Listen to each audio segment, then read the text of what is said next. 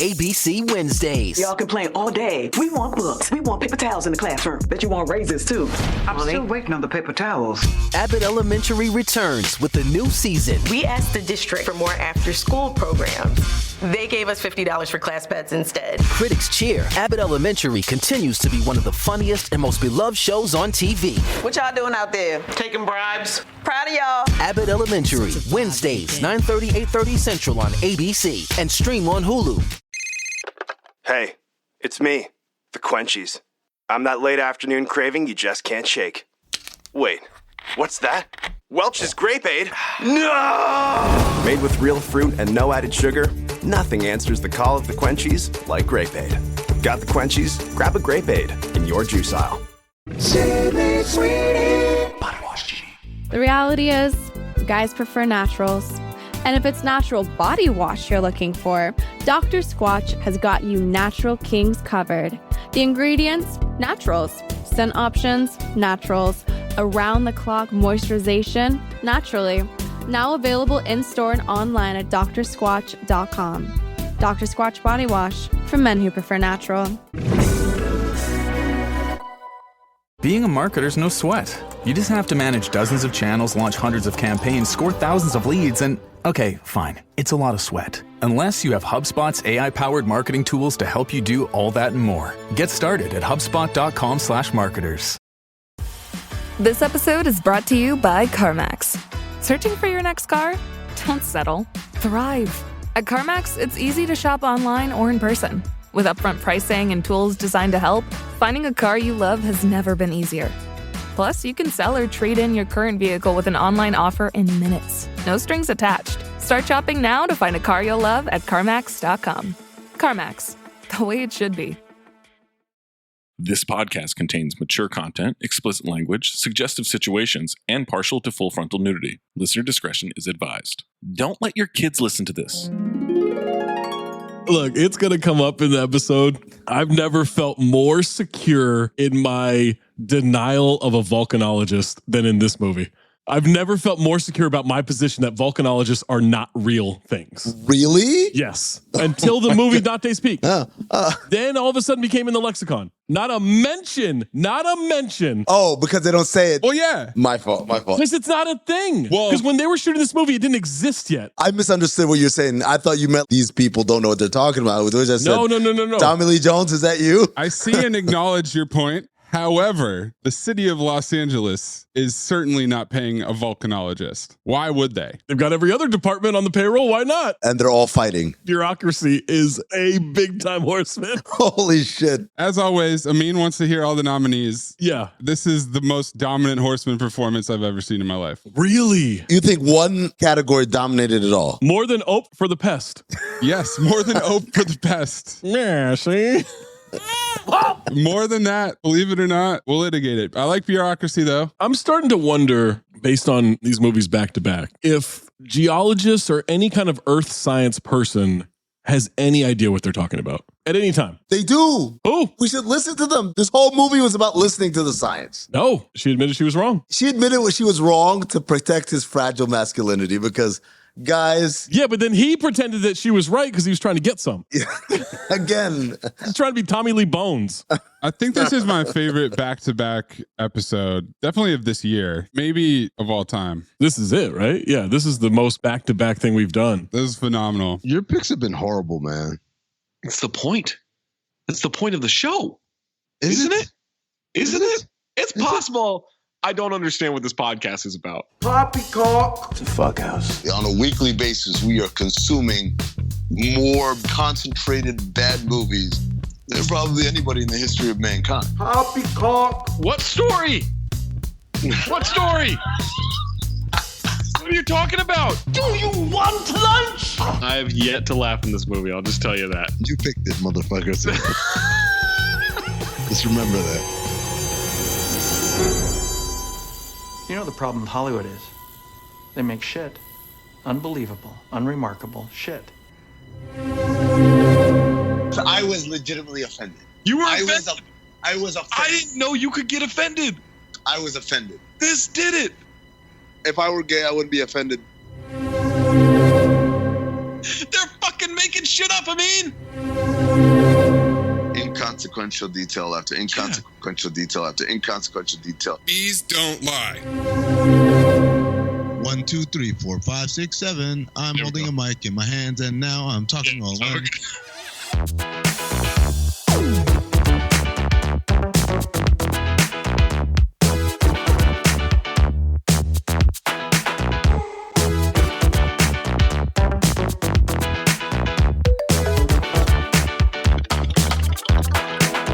Welcome to Cinephobe, the podcast. We break down the movies you're afraid to admit you love. I'm Zach Harper. That's Amin Mayes. That's Anthony Mayes.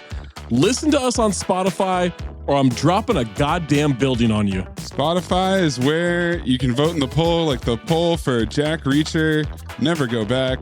53.2% phobe, 46.8% file. Spotify is also where you can leave a comment, like Becky Farmer. She is Farmer. Dun, dun, dun, dun, dun, dun. Becky with a good farm? Who said, former lady soldier here, definitely never said sir in bed. Smiley face. Well, Becky Farmer. You're with the wrong civilian, Becky. It's a first time for everything. I don't like the look on Amin's face as he started to say that. And Mark Pietras said Sergeant Leach should have been promoted to major. And David Cerconi says Jack Reacher vision is just Willem Dafoe vision in the Boondock Saints. Future Cinephobe. It's Steven Seagal vision in Lawman. Thank you very much. Timothy Louis commented, everything interesting about the original Jack Reacher was removed to make a standard action movie. My dad would probably like it. CT5 movies your dad would love? All of them.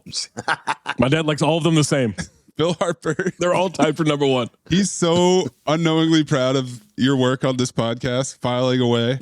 Except for one movie he hated. Not that we did. I can think of one movie he doesn't like. Yeah. What's that? That movie Lamb.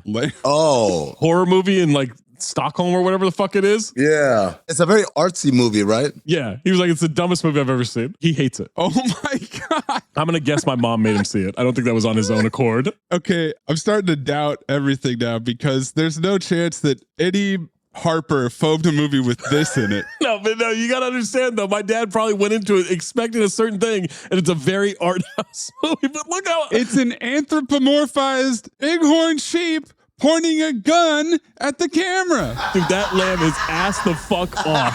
Oh my God. It's holding a gun? Dude, imagine this thing thrown into the mix of assassins. It's him, it's Banderas, it's Stallone. So much chit-chat. I want to watch this movie now. Now that your dad doesn't like it, and I've seen this picture. Unless you're my dad, it's supposed to be great. This picture is ridiculous. What was his review? I need his Tony Medley level review. He literally just said, it's the stupidest movie he's ever seen, and I promise that's not true. Because there was an exchange, and I've said it on this pod before, when I was visiting my parents years ago, where out of nowhere, my mom's like, what's that stupid ass movie you made me watch? Oh, right. Killer Clowns from Outer Space. And he's like, oh, that's a great movie. Banger. File. Leave us a review. Leave us a comment. Make sure you're listening to us on Spotify, or all three of us are going to erupt all over you.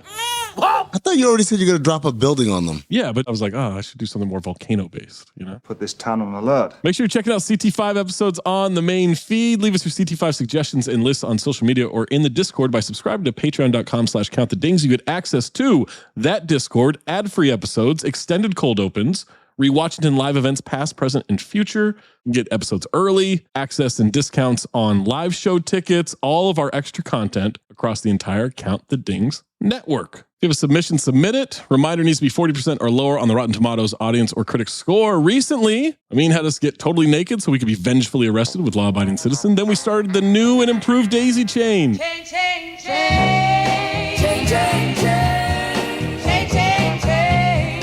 Chain, chain, chain. Chain, chain, chain. I used prison to keep us staying cheeked up. Did you? With the French Foreign Legion and Lionheart. Mayes used Squatman to link us to ope our way through surviving 24 hours with the pest. Amin used $50,000 to link us to letting the prisoners know that was ridiculous. Way out of line with dirty work.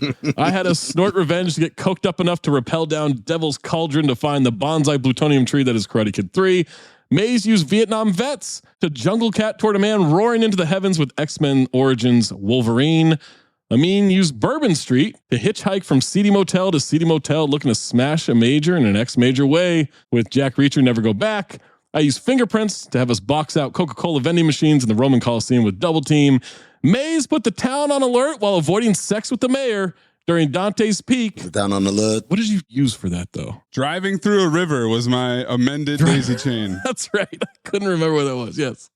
And now Amin is using the daisy chain of 1997 Volcano movies to bring us the 1997 disaster, drama, action, sci-fi thriller, Volcano. Not sci-fi. Nah, man. Back-to-back disaster. That's it. Wow. That's it. Yeah. Didn't they have mountain movie for Dante's Peak? Well, I guess it's debatable if there's a mountain in this one. Not for me. Well, no, not for you. Yours has been very straightforward. Yeah. As IMDb has really expanded what they're trying to put into the mix. Crystal clear over here on Wikipedia. Volcano stars Tommy Lee Jones, Anne Heche, and Gabby Hoffman. Tommy, repeat offender for Men in Black 2. I wish I knew how to quit you. He had Cobb in 1994, Batman Forever in 95, this movie and Men in Black in 97, and then U.S. Marshals and Small Soldiers in 1998. U.S. Marshals. That's a banger. That's a future Cinephobe as well. Anne was in The Juror. Verger.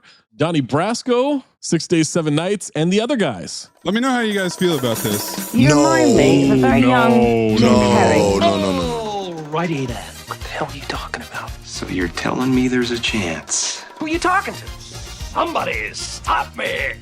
I won't have it. She was a star, dude. So because she was a star, you think that she succeeded? If you reach that level of stardom. 6 Days and 7 Nights was a massive movie. Massive flop? No. Harrison Ford. It did numbers.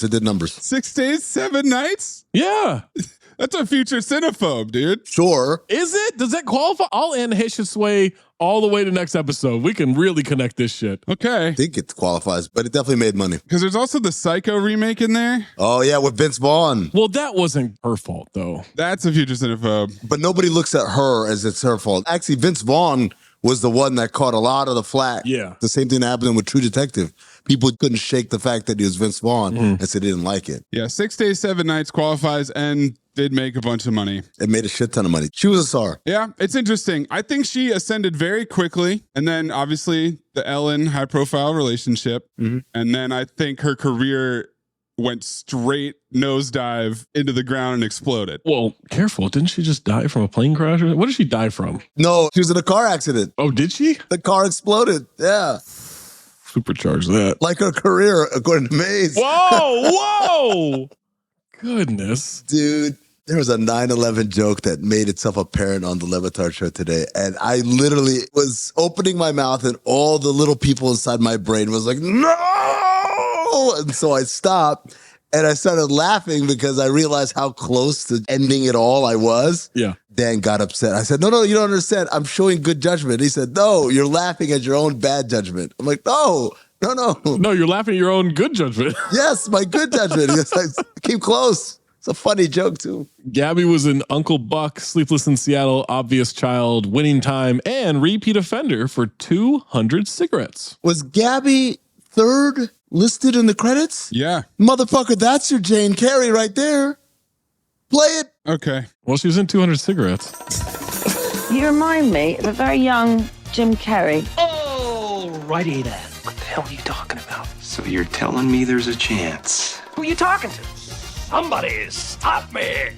She's really good and transparent. She got a lot of acclaim for that show. Never saw it, but I heard it's great. She was also in Girls for a while. Oh, I hate that show. The child actress run of Field of Dreams, Uncle Buck, Sleepless in Seattle is pretty unparalleled. We also get Don Cheadle, Jacqueline Kim, and Keith David. Don, now a 3-time repeat offender with Space Jam 2 and Swordfish as previous episodes. I wish I knew how to quit you. Algae Rhythm.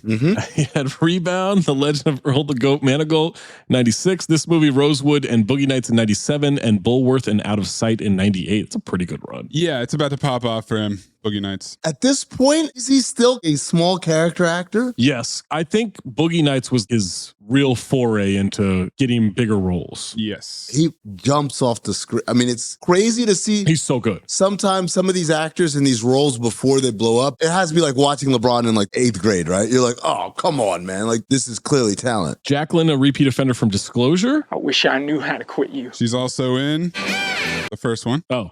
Keith David joins Mike Ryan in the Five Timers Club with Men at Work, Delta Farce, Roadhouse, and Armageddon as previous episodes. I wish I knew how to quit you. A lot smaller role. He did Armageddon and Volcano, man. John Corbett, repeat offender from Street Kings. John Rispoli, repeat offender from Snake Eyes. I wish I knew how to quit you. Michael Rispoli. Oh, well, I wrote John. John Carroll Lynch, repeat offender for The Fan and Gone in 60 Seconds. I wish I knew how to quit you. You have 3 Johns in a row? Well, apparently I don't. Apparently got a Mike sandwich with 2 Johns as the bread. Hello. Marcello Thedford from Crossover. You're just Cinephobe. If we were going daisy chains off of actors, Crossover would absolutely be my next pick. Yeah, you've been dying to do that one. James McDonald, repeat offender from The Fan. Valente Rodriguez, repeat offender from Deep Blue Sea and Ed. Jerry or Gary Black, repeat offender from Blank Man. Susie Essman, repeat offender from Ninja Turtles 2, Secret of the Ooze, and Cop Out. I wish I knew how to quit you. Darnell Suttles, repeat offender for Congo. Sal Rendino, repeat offender for Gotti. Michael Manuel, repeat offender for National Treasure Book of Secrets. Brad Blumenthal, repeat offender for Hook. Gary Carlos Cervantes, repeat offender for Wild Wild West and A Low Down Dirty Shame. Martin Levy, repeat offender for Money Talks. Wayne Grace, repeat offender for Twins. I wish I knew how to quit you. No love for Harvey Levin, TMZ guy. No, you love him though. I don't, but as soon as I heard his voice. Also, Richard Schiff from The Lost World, The West Wing, Deep Impact, and he's the owner of Anderson Financial Management and Ballers. And we're not done with Ballers characters because Ricky's dad from Ballers is also here. Robert Wisdom. He's Bunny Colvin from The Wire. Yes. Face Off, Mighty Joe Young. And he was amazing in Barry. Volcano was directed by Mick Jackson. Boy. He directed the TV movie How to Pick Up Girls, Chattahoochee, LA Story, The Bodyguard, and Clean Slate. He also did Tuesdays with Maury and Temple Grandin. Real weird career for this guy. The fact that LA Story and The Bodyguard are in the mix with all this other stuff is bizarre. Yeah, Volcano's the one that doesn't connect. Doesn't fit, yeah. What are you talking about? What, The Bodyguard was a disaster movie? No, well, no. Temple Grandin? Temple Grandin. Oh, careful. I haven't seen Temple Grandin. What's that about? Look it up. We got 2 writing credits. Wait a sec. What is it, porn? No. I mean, got excited in that case. Yeah. Research. It was written by Jerome Armstrong and Billy Ray. Jerome got story and screenplay credit. This is his only credit on IMDb. This is it, man. Which makes me think he's made up. Billy wrote Color of Night, future Cinephobe, super horny.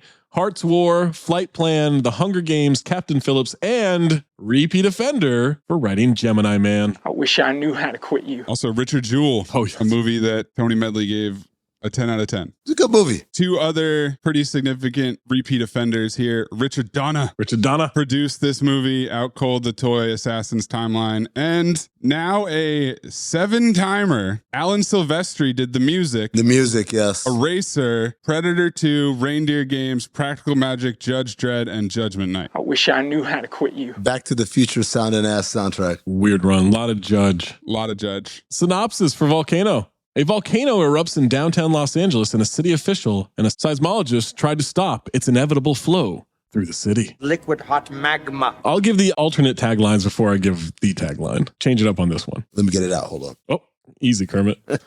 What's that there? I have the hugest boner. There are 1,500 active volcanoes that we know about, and one that we don't. Oh, shit. Very true. LA erupts in 1997. Okay. It's hotter than hell. Seems like that would have been a Dante's Peak tagline. Right. And then the tagline, the coast is toast. Elite tagline. Are you putting it up there? Yeah, I think it's got to go. Oh, we doing this now? Yeah. Because this is my first note, but I guess we're doing it right now. I can't rattle my top 5. It's got to go to the first OLI. Bump Snake Eyes down, bump Geely out. What was Geely's? The movie everyone is talking about. The couple everyone wants to be. Parentheses, Australian DVD cover. Originally, I said best tagline in Cinephobe history.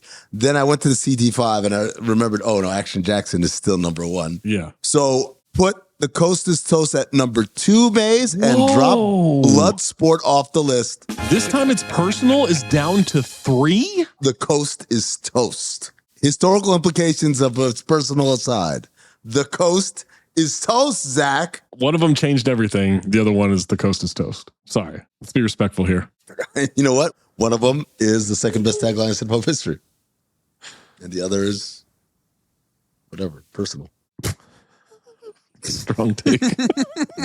Whatever. $90 million estimated budget. Grossed 49.3 million US, 122.8 million worldwide. Suck a dick. What? It's a hit.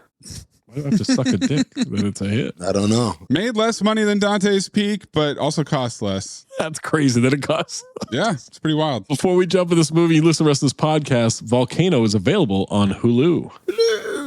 Volcano receives 49% on 47 reviews from the critics on Rotten Tomatoes, 32% though from the audience on over 100,000 ratings. Amin, would you like the positive or the negative reviews? I'm a La Cienega Boulevard half full of lava kind of guy. Give me the positives. Hey, John, that's weird. That glass looks half full to me. Wow. Now that you mention it, it is half full. There was a time where we were riding in the car. It was me, Waz, Sussman, Trey must have been there too. And Sussman was trying to find a way to not get in trouble while bringing up that when the GPS says La Cienega, it sounds like... Sounds like what? A slur. I love niggas, all right? Oh. And I just remember watching Sussman try to do the math on how can I broach this topic. And he was in a full sweat. It was great. You think he still listens? Absolutely. He's a psychopath. You think he's like reminiscing? I bet he's taking credit for this fucking thing. Are you kidding me? I'm talking about this particular story. Like he's reminiscing like, oh, that was a fun day. Me and the guys. Man, it's all about the memories, man. Right, but he'll be like, he didn't have it right. They were laughing with me. Sussman is absolutely reminiscent, right? For sure. Except it's all lies. Zach, Volcano is up to 50% now because there's been a positive review in the last week. Oh, shit. It's from Don Shanahan at Cinephile Hissy Fit Podcast. All right, watch it, bitch. How do the podcasts get on the certified? I don't want to be in there. His shit is on Spotify. The full review is a link to the Spotify episode. So now I don't know. That's bullshit, man. You know what? I'm with you, Zach. I don't want it. We don't want to be beholden to this system, this corrupt system. We're vilifying the system. 12 reviews on Spotify. For his pod? For Don Shanahan. That's how you know. Put a 1 star on there. Yeah. Take that, Don Shanahan. Yeah. Get all 12 of your listeners to try to do the same thing to us. You won't be able to. Cinephile Hissy Fit.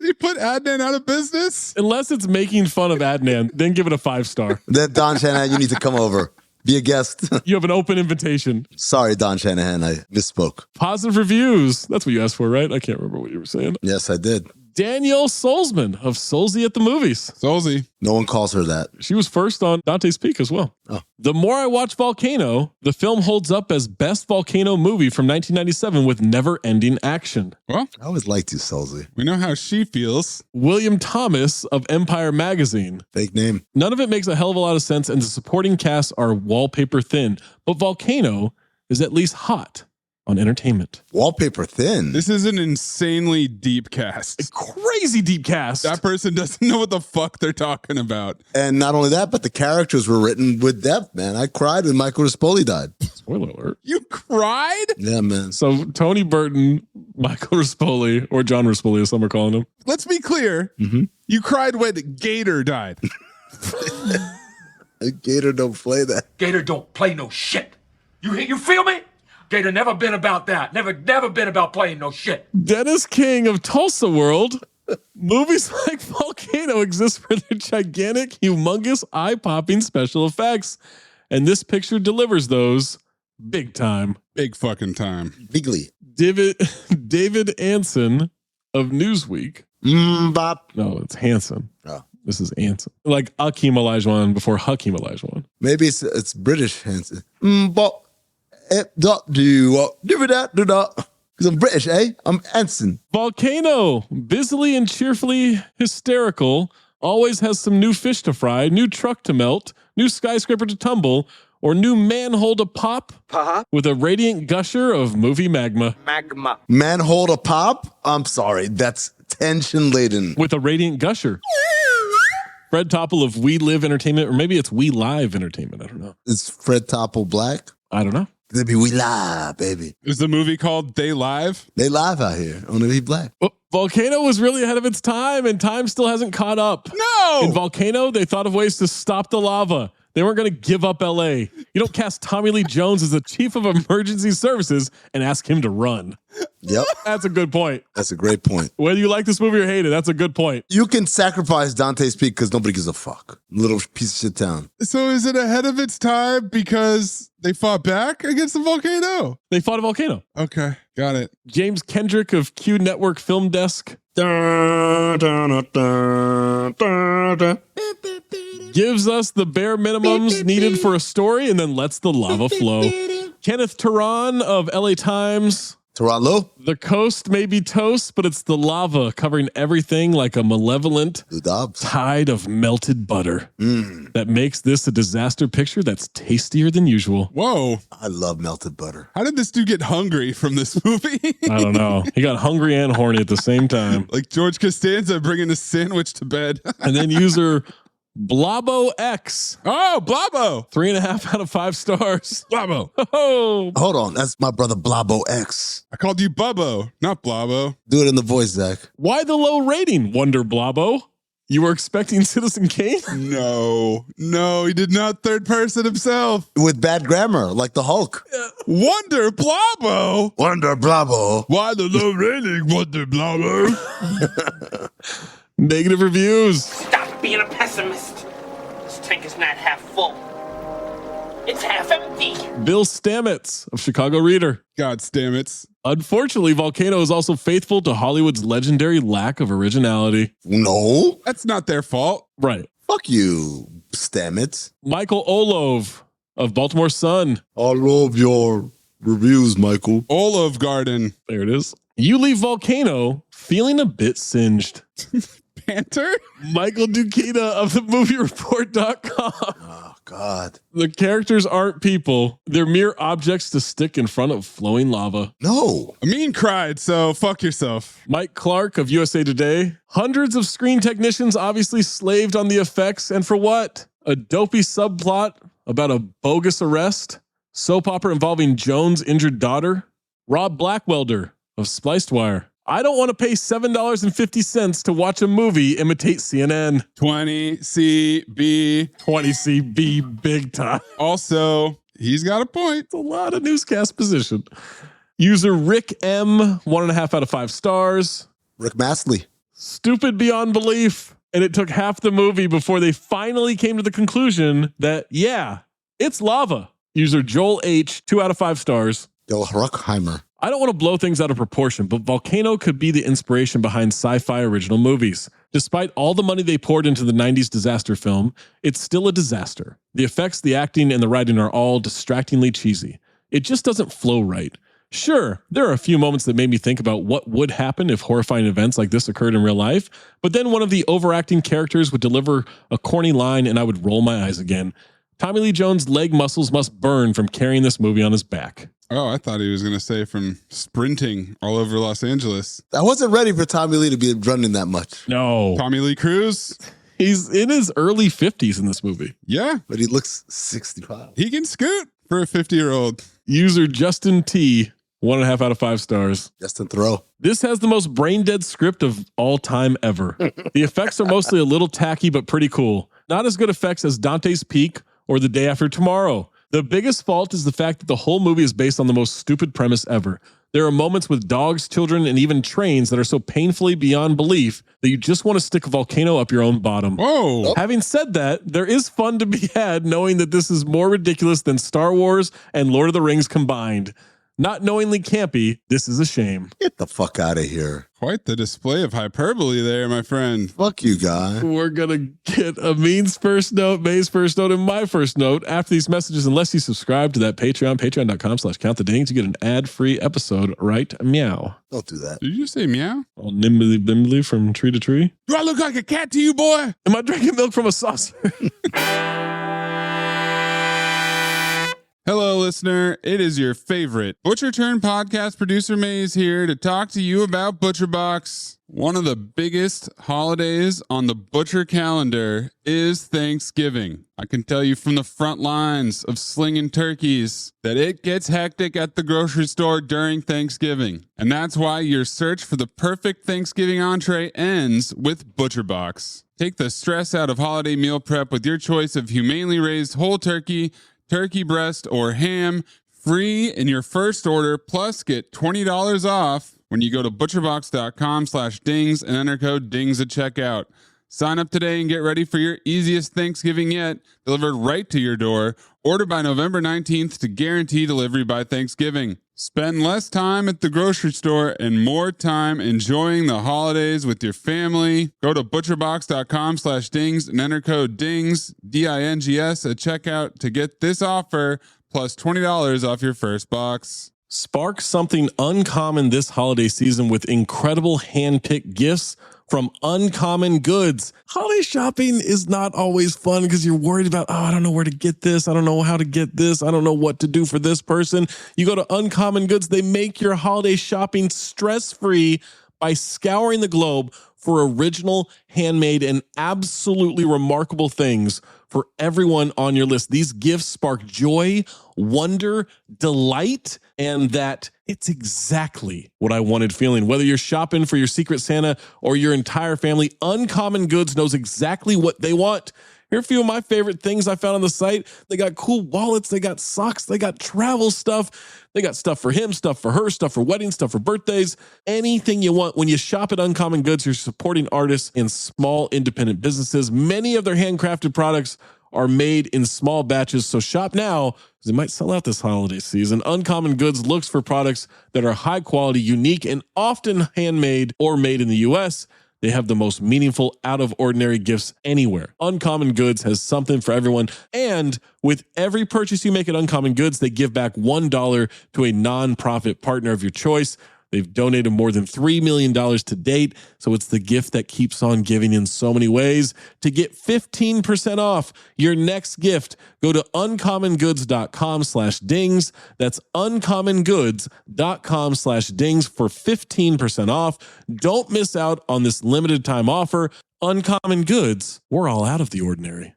The time for holiday hosting is upon us, so make your second bathroom second to none with HomeDepot.com's best savings of the season. Right now, enjoy up to 40% off select online bath. Find the latest on-trend styles of vanities, faucets, showers, tubs, toilets, and more, all at prices that will let your budget relax right along with you and your beautifully renovated bath. Get up to 40% off select online bath plus free delivery at the Home Depot. Subject to availability, see HomeDepot.com/delivery for details. When you need mealtime inspiration, it's worth shopping Kroger for thousands of appetizing ingredients that inspire countless mouthwatering meals. And no matter what tasty choice you make, you'll enjoy our everyday low prices. Plus, extra ways to save, like digital coupons worth over $600 each week and up to $1 off per gallon at the pump with points. So you can get big flavors and big savings. Kroger, fresh for everyone. Fuel restrictions apply. Amin, what is your first note? Well, my first note was about the Coast to Toes being the best tagline in Cinephobe history. Then reacted for Action Jackson still being number one. But then I said, I love this intro exposition about what the OEM is. Maze, what is your first note? I'm excited to litigate the disaster Volcano movies of 1997, and I'm a little bummed out that Deep Impact does not qualify. Oh, so we could finally finish Asteroids 1998. What a time, the late 90s. Tell you right now, that would have been my pick. First movie I looked up to see if it qualified, did not. Is it Los Angeles too, or is it like worldwide? It's the world, man. It's everywhere. It's DC, it's LA. It's always the day after tomorrow, right? That's New York, isn't it? Yeah, Gyllenhaal's in New York, but it's a worldwide thing. What's the movie that you wanted to do with Dennis Quaid? Frequency. Oh, yeah. That doesn't qualify. Was you texting both of us about that one night, or was it just me? I don't remember that recently. No, this was years ago. Okay, probably both of us. But Amin was real horny to do Frequency. Not even close to qualifying. That was the problem. Really? Yeah, it was allegedly a good movie. It's not. It's a real shithole. Apple stock is the golden dumpster of that movie. My first note, this movie came out 78 days after Dante's Peak was released in theaters. Today, Tommy Lee Jones is currently 78 years old.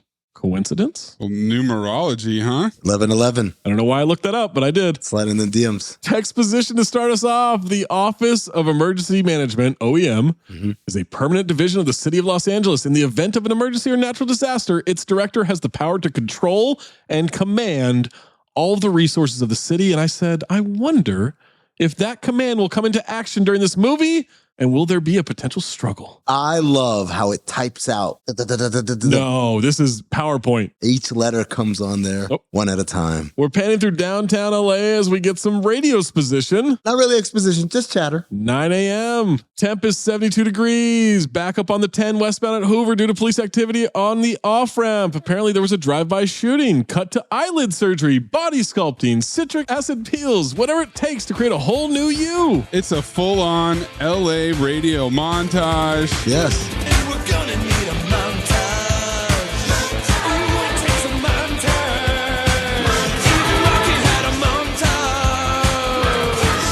If you're wondering, are there only English speakers in LA? No, because we got some Spanish radio. We sure do. Diversity. Can plankton cure cancer? The answer may surprise you. They want to remind you this is LA. Yes. The camera pans down below a crack in the cement. Volcano. Yes, we get a title card. Good Lord, more radio exposition. Back to the montage. And I said, clip Randy Newman. I love LA. Well, not knowing what was coming. In other news, 6,000 people in South Central greeted recording artist Chili B on his release from county jail this morning. Golden Dumpster along with the Randy's Donuts, Hard Rock Cafe, rollerblading, Marlboro Man, cross-cut with liquid hot magma. This dude's rollerblading with 1 foot, man. He's killing it. Marble Man? Mm-hmm. This guy? Ass the fuck off. Look at him. I mean, this is going to be tough to beat. Let me look at this photograph. That's when billboards were fucking billboards. That's a pretty good billboard, man. That looks like a real dude. Marlboro Man paid money for their billboards. They never skimped. You remember Marlboro Man? Used to be smoking. Motherfucking Times Square would be like, and then smoke would come out. Yes. Makes me want to smoke. Don't ring that bell. No wonder they got rid of it. They were like, yo, man. He's too cool. He's too good. Marketing is too good. I don't know how much more radio exposition I can keep typing. Well, I'm tapped. How about turning a church into a mini mall for astrologists? We got a protest at a Beverly Metro station this morning. Guy says people who are here today never voted for this subway. One side has stop signs. The other side is praising the Metro. Metro for the people. The stop sign is John Corbett, and he's telling people, take the bus. I don't give a shit. I'm a rich guy. Fuck you. This guy definitely uses the N-word casually. Oh, he's a real piece of shit, but I want him nowhere near my Dangerous Nights crew. Some real cretins in this crowd, man. We are still in the opening credits, and Zach has 3 photographs, so buckle up, folks. Already? No, I slow down. Don't worry. Holy shit. A woman says the people in the councilman's district want them to clean their houses and watch their kids if they don't have cars. And they get there, he says buses run every 10 minutes. How would you know? There are schedules everywhere for public transit. Cut to a bald guy in a Steve Holt pose. Nuke the whole city! Nuke the whole city! Steve Holt! I do like Nuke the Whole City. That's a golden dumpster. It's a real wild jump from we're going to put a subway in. That guy's just there for the vibes. We got a shot of Magma. Magma cuts to Tommy Lee Jones cooking eggs. Yeah, and he's ass off cooking those eggs. So he grabs the hot pan, burns his hand, places on the edge of the counter. It crashes to the floor. He leaves it on the floor, tells the dog to clean it up right next to the super hot pan. Me as a non-animal aficionado, I need to ask you guys. You hate animals. No, I don't hate animals. I've made very good friends with a pit bull recently. I sent you the video, Zach. It's proof. Hi, sweet Annie. You sent it to me twice, by the way. You sent it to me on Instagram, and then the next morning you said, meant to send this, and it was the exact same video. Next time that pit bull sees a mean, he's going to say, who's that man? No, we're good friends. But yeah, I'm like, are dogs impervious to heat? No. Okay, I didn't know. 20 CB, dogs eat whatever. Even back in 20 CB, that's so stupid to leave a pan that burned your hand. A cast iron, which retains heat like a motherfucker. He burnt his hand grabbing the handle. I looked at it. The handle is the same material as the rest of the pan. Yeah, it's a cast iron. Yeah, no, the handle is red hot. You need a condom or a hot mitt. I don't think condoms are ever the answer. Well, I don't know if you've seen these cast irons these days, Zach. They have a little silicone condom that goes on the handle. It's true. It's Magnum. I've stunned him into silence. I don't like that. Liquid hot Magnum. But this whole scene is to establish he's a single dad. He is a single dad, yeah. He's kind of messy. He doesn't have his shit together. He's ass off, though. He says, eggs are ready. And the eggs spill, and he's like, cornflakes are ready. And I was like, oh. That guy is a problem solver, man. Yeah. And Gabby is a snarky teen. Hello, I told you I don't eat in the morning. We go to the emergency room, drive-by victim. County full? And he says, County and Kaiser. Must be some sort of holiday we don't know about. Banter. She asks about the exit wounds. Future cinephobe. Earthquake hits as they're operating on the guy. People on the news were hiding under their desks. Bunch of amateurs. I do not understand why people are so afraid of earthquakes. What? They don't do any damage here. Any actual damage anymore. Everything's been retrofitted. We're good. They fixed it. If there's one that's big enough, yeah, you're going to die, but you're going to die anyway. Yeah, it doesn't matter. What are you worried about? Yeah. Why are you hiding? Exactly. Stand outside. Take it like a man or a woman. Real nurse work in this scene. Oh, there's a lot of nurse work. That's nurse work. That might have been one of the most ridiculous. No, that's real. That's nurse work. There's an episode of Community where he says, what are you going to do twice the work for half the pay? And she's like, oh, that's right. Thank you. I'm sorry you don't respect nurses. You were the one who didn't respect nurses because you call the doctor a nurse. No, I'm just letting you know there's nurse work and there's non-nurse work. Just so you know, Zach, Jacqueline Kim is a doctor. She's not a nurse in this movie. Yes. In case you were confused. Right, but there are nurses all over the place. Yeah, but I just wanted you to understand that Dr. Calder is a doctor. Of course. She's an ER doctor. Absolutely. Will she clarify that at any point, that she is a doctor? Yeah, I believe that's up in the air. Wait to see. Tommy Lee Jones's daughter are arguing. You told mom if I visit you take the week off. Ex-wife's position. I am taking the week off as he grabs his emergency kit. Grab it, Jack, Kelly. We have to go down to the office for a while. And I said, wait, where does Tommy Lee work? OEM. Well, how'd you know that, Zach? Oh, because it's all over every fucking thing he has. That's right. Good branding. They have a great merch department. I can't leave you here after an earthquake. Why not? I'm 13. I know what to do. What do? Get in the door jam, stick your head between your knees, and kiss your ass goodbye. And I said, banter. I don't like that. And also, yeah, blow that kazoo for you. What just happened with that kazoo? Sounded like a wet fart. Oh, okay, it's because the mic isn't picking it up. So I just got the sound of your lips hitting the kazoo. Literally just sounds like a fart. There it is. He calls Anita, says he needs a babysitter newscast position. Anita babysitter? Damage from today's quake has been confined to fender benders and jangled nerves. Ooh. Oh. This is what Zach is saying, basically. Yeah. Why are you guys so fucking nervous? Stanley Avenue, south of Wilshire Boulevard, 9:23 a.m. Thank you. Mm-hmm. Black guy mocks that everything is cool now because LAPD is here. White guy yells to the officer, how about giving us a ride back to civilization? Oh.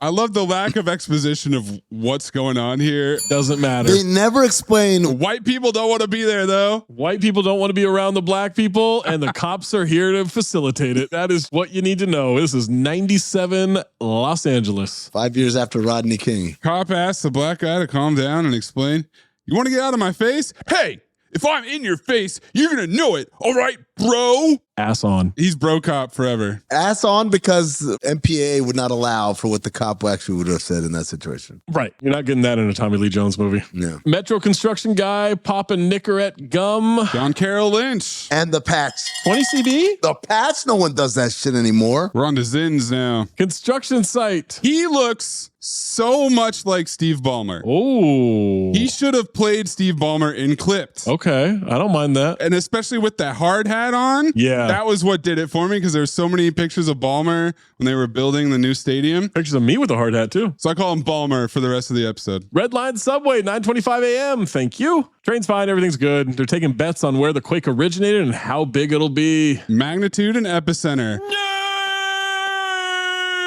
No, not nerds. That's nerds for sure. Nerd gambling? Nerds don't gamble, man. This is incredibly endearing. What? The biggest nerds gamble. No, I'm not talking about new nerds. I'm talking about nerds from the 90s. Nerds gamble on earthquakes. Yeah, they don't gamble on the Saints.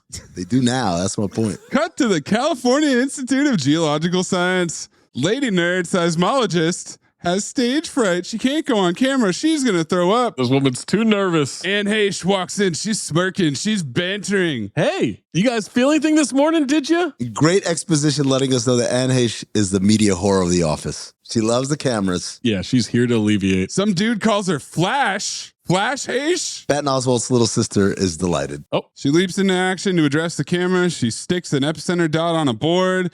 Guys are playing shirts and skins pickup behind the cameras in the Institute of Geological Science. What's going on? Absolutely. When you're on your lunch break, some people like to be active, Maze. Yeah. Get a little hoops, one-on-one. Isn't it like 9:13 a.m.? The shirts and skins part is funny because they are only two guys. They're playing one-on-one. There's always the one guy. Small to moderate earthquake epicentered in Palmdale, P. Palmdale. Hey, yeah, come back to me. I gotta do one song for my neighborhood. Palmdale. Come back to me. Gobi won the bet and ass the fuck off. Look at this photograph. This dude is thrilled. That's a photo of Gobi? Yes. Gobi won $42 right there. They show Ober put gum under the steps. I was like, oh, what's that going to be about? Nothing. Never comes back. It's 20 CB. It shows that he chews a lot of Nicorette gum. Character development. Because he's trying to quit smoking. That's what they're trying to establish. Flash Heche is warning about aftershocks on television. Cut to OEM, 9:38 a.m. Thank you. Aforementioned Office of Emergency Management. Don Cheadle having a convo with his wife that I have with every friend in LA who freaks out about earthquakes. Hello, Emmett. I gotta go. Hello, feet. Banter. It is so you to blow a vacation day for a little tremor. Wow. So back-to-back Volcano movies where the main character is supposed to be on vacation? Yeah, that could be the daisy chain right there. I like 97 Volcano movies. What are you doing here, Mike? If a dam breaks somewhere and the mayor calls, I don't want you telling her that Rourke went fishing. We get some LA exposition.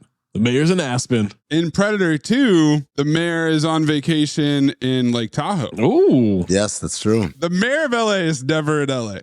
That's what I've learned. You look very comfortable sitting behind my desk talking on the telephone. Yeah, it was kind of like I belonged there or something. Banter? Banter, yes. Why does Don Cheadle have a lollipop? Even for the 20 CB, that's a weird choice. Why does he have this hat? Well, the hat will come back in a little bit, but the lollipop is to indicate that he's very cool and calm and collected, like he's not thrown off by anything. Do lollipops still make you seem cool, calm, and collected, or is it serial killer behavior these days? Well, back in the 20 CB, lollipops indicated I'm not worried by any of this. Well, wasn't that a Tootsie Pop? Because that's a different level of lollipop. I don't know. It was a Tootsie Pop. It looked like a blow pop to me. I bet it did. Up. That man loves to hover as he's hovering over Bunny Colvin. Yeah, like you don't. Banter. See a water main rupture, crews out there for gas leaks. Everything else is good. Cheadle says you got to be fast and cut to somewhere else in LA. Radio exposition. Possible new fault line. Tells these city workers she doesn't care about what their boss said. I actually thought she looked like Lonnie Love. How about I tow your ass, honey? Oh, so you're the cute one. All of a sudden, some yellow gas or steam, what the hell is that, comes shooting up from the ground. Straight out of Batman. Yes. That gas and also that one hand. Oh, the hand coming up, yeah. Kicking. Pull him out, he's coughing. They ask where the others are. They burned up. Ass off to Harvey Two-Face. Ass off? Ass off, man. As he turns, he says, they burned up. Oh, boy. Pulls to the side. Back at HQ, Code 6, MacArthur Park. Possible explosion or fire. Please clip in from Fresh Prince of Bel-Air. Aunt Viv being scared that Will and Carlton were going to MacArthur Park. Same note, too. MacArthur Park. MacArthur Park? Carlton, you are not going to MacArthur Park tonight. In fact, none of you are going to MacArthur Park tonight.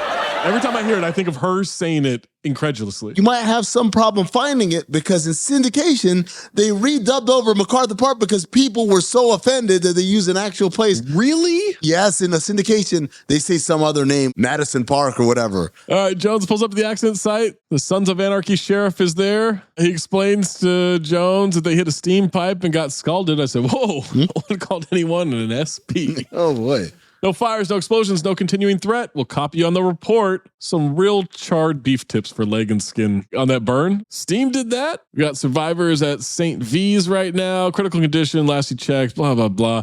But he'd like to notify the families before they hear about it on Geraldo, if you wouldn't mind. 20 CB. Jones looks for himself. Guy cuts him off. Balmer shows up. DWP guy asks about the choo-choo, and Balmer sneers at him. Don't talk about my choo-choo like that. Tommy wants to shut down a red line section, which overlaps with the steam pipe.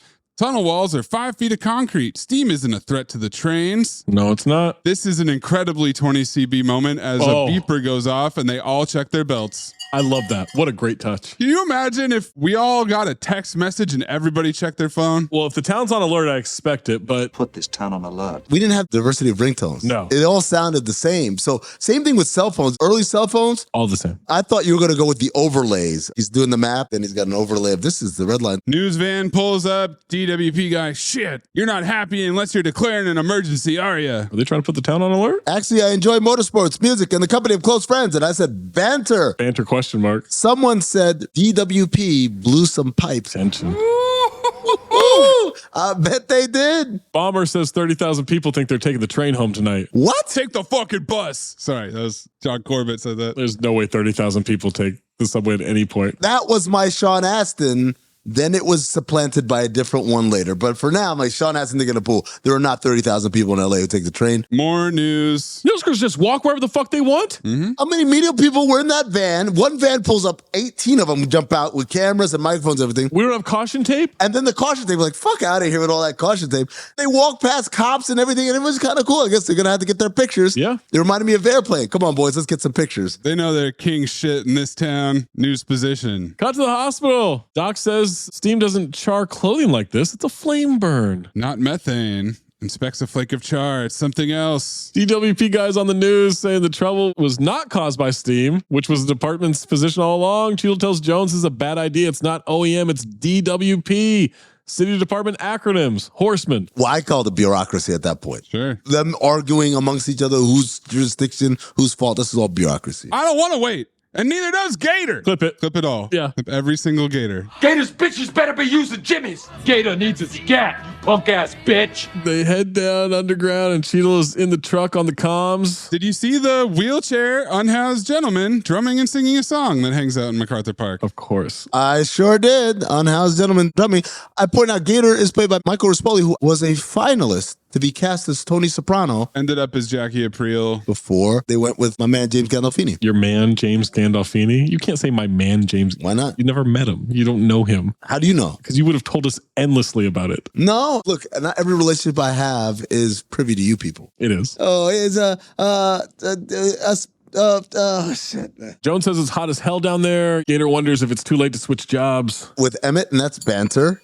Tommy Lee says, he doesn't want your job. He wants mine, Gator. I don't want your life. Emmett says, and a company car, Mike. Please don't forget that. Banter. This is a very banterific movie. Yes. A lot of banter. A rat scares the hell out of him. I almost stepped on a rat the other night. When I was on a walk, It was very dark around where I was, and I started to step, and I was listening to something, so I wasn't really paying attention, and I see this shadowy figure by my feet, and I look down as I'm stepping. Was it wearing a trench coat? It was not wearing a trench coat. Okay. Did have 4 turtles around it. And so I almost stepped on it, hopped out of the way to make sure I didn't. Then it started moving back and forth, and I did like a Deion Sanders high step to get the fuck out of there. All I could think was, it was dark enough that it kind of just looked like a shadow, which then could just be a projection, which then could just be someone having a prank on anyone walking by.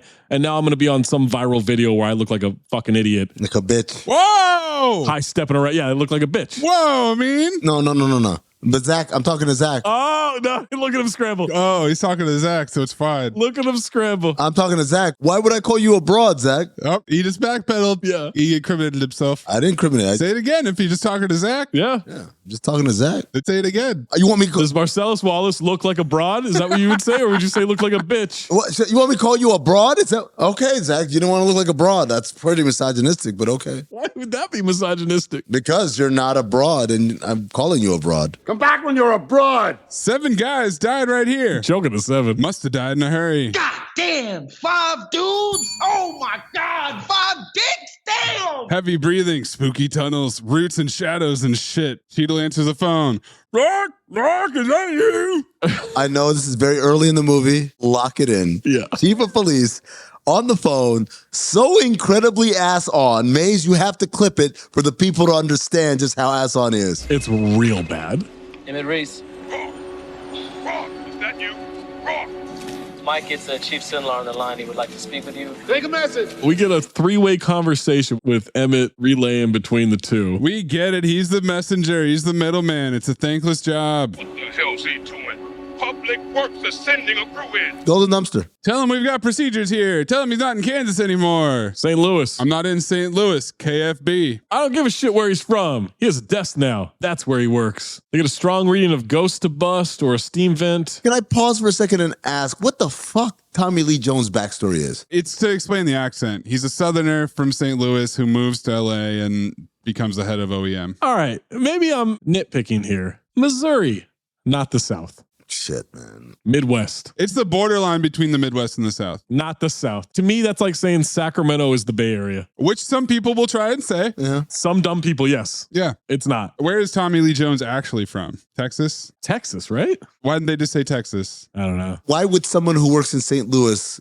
get the call up to Los Angeles? Why would your dad? My dad was from the South. He moved to LA at one point. But this is for emergency services. My dad worked for the government. Hey, I mean, at least they pretended to attempt to give him a backstory, unlike Harry Dalton, U.S. Geological Survey, who they never explained where he's from, not even a little bit. Or any Liam Neeson character. They did explain where he's from. He was from Alabama and Georgia and all over the place. Florida. Thailand? Was he in Thailand at one point? Yeah, he was everywhere. Thailand as well. Aftershock. Jones thinks it's the subway. They're right up against it. He can't hear the comms. The rats are cooked on the ground. Damn, Gator, I'm cooked too. Yep. Naming his partner Gator. Oh my God. Uncut KFB. That is just an excuse to get Tommy Lee to say Gator about 72 times in this movie.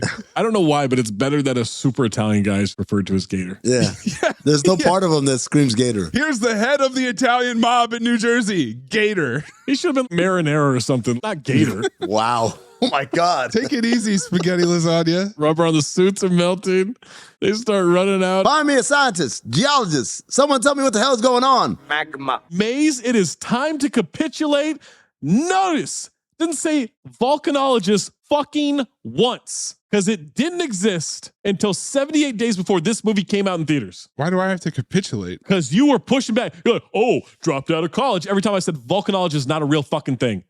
Capitulate. That really hurt your feelings, huh? The dropped out of college thing? That part didn't hurt me. It's the fact that he wouldn't be on board with this shit. How about La Brea tarpitulate into the next scene? A repeat offender from Land of the Lost and Last Action Hero. Yes. Yes. I wish I knew how to quit you. We've got plane pulling back from the gate. No. Making its way onto the top. It's not liftoff. I'm just saying. Put this town on alert. Yeah, we're headed towards the tarmac. Cut to La Brea Tar Pits, Wilshire Boulevard, 2:10 p.m. And we see it bubbling like a hot tub. A lover's tub. Jesus Christ, there's so much news. A lot of newscast position. It's too much. News position is the Horseman. Because it never slows down. No. Banter slows down. Bureaucracy slows down. News position is the main character in this movie. Rail to rail. Secondary character, Lava. Exposition about Beverly Heights Apartments. It's Norman Calder, a.k.a. John Corbett. He's a developer. This is a super real building, right? There's no part of this that looks CGI or drawn on. Extremely real. It's head-to-head with the volcano from Dante's Peak for most realistic thing in a movie that we've ever had. I was waiting for them to just keep panning up. All right, the doctor from the ER is with the councilman from the protest. Oh, they're together. Wow, I think I married a genius. 3 years, 4 banks, $100 million, but the doors are open. You can't get that thing built for $100 million. Sussman. She's proud of him. He never gave up. We know that she's married to someone rich, not because she's the doctor in the ER, but because of the watch that she's wearing. Someone earlier, ooh, is that a Rolex? Or tag her. He starts envisioning their future, wants to move into the penthouse. Then she can move to Cedars and treat tennis elbow instead of gunshot wounds. Oh.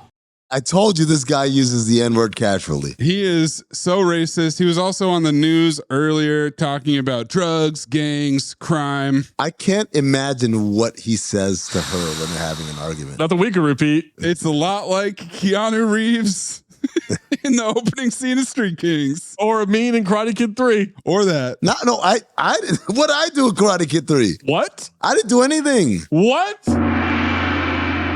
Daniel-san, why mother exposition to be written out of story? Whoa. What? The accent. No, I just did the voice. I didn't do the accent. Daniel-san, why mother exposition? Okay, be careful with your eye there. No, I'm not doing. This is not an Asian accent. I don't want to be ninja. Whoa! Mr. Miyagi says, yeah, in my dream, my retirement, And Daniel's response is, please just be careful. I'm not doing an accent. Stop with the voice. The voice, I can't talk like this anymore. That's not what you're doing, Doc Rivers. I am. No. I am. There was a comment that said the way that Amin immediately changed the way he was talking after he got called out by Zach and me. 100%. What do you mean change the way I was talking? No. Your Miyagi impression changed. No, my Miyagi impression didn't change. It's really easy.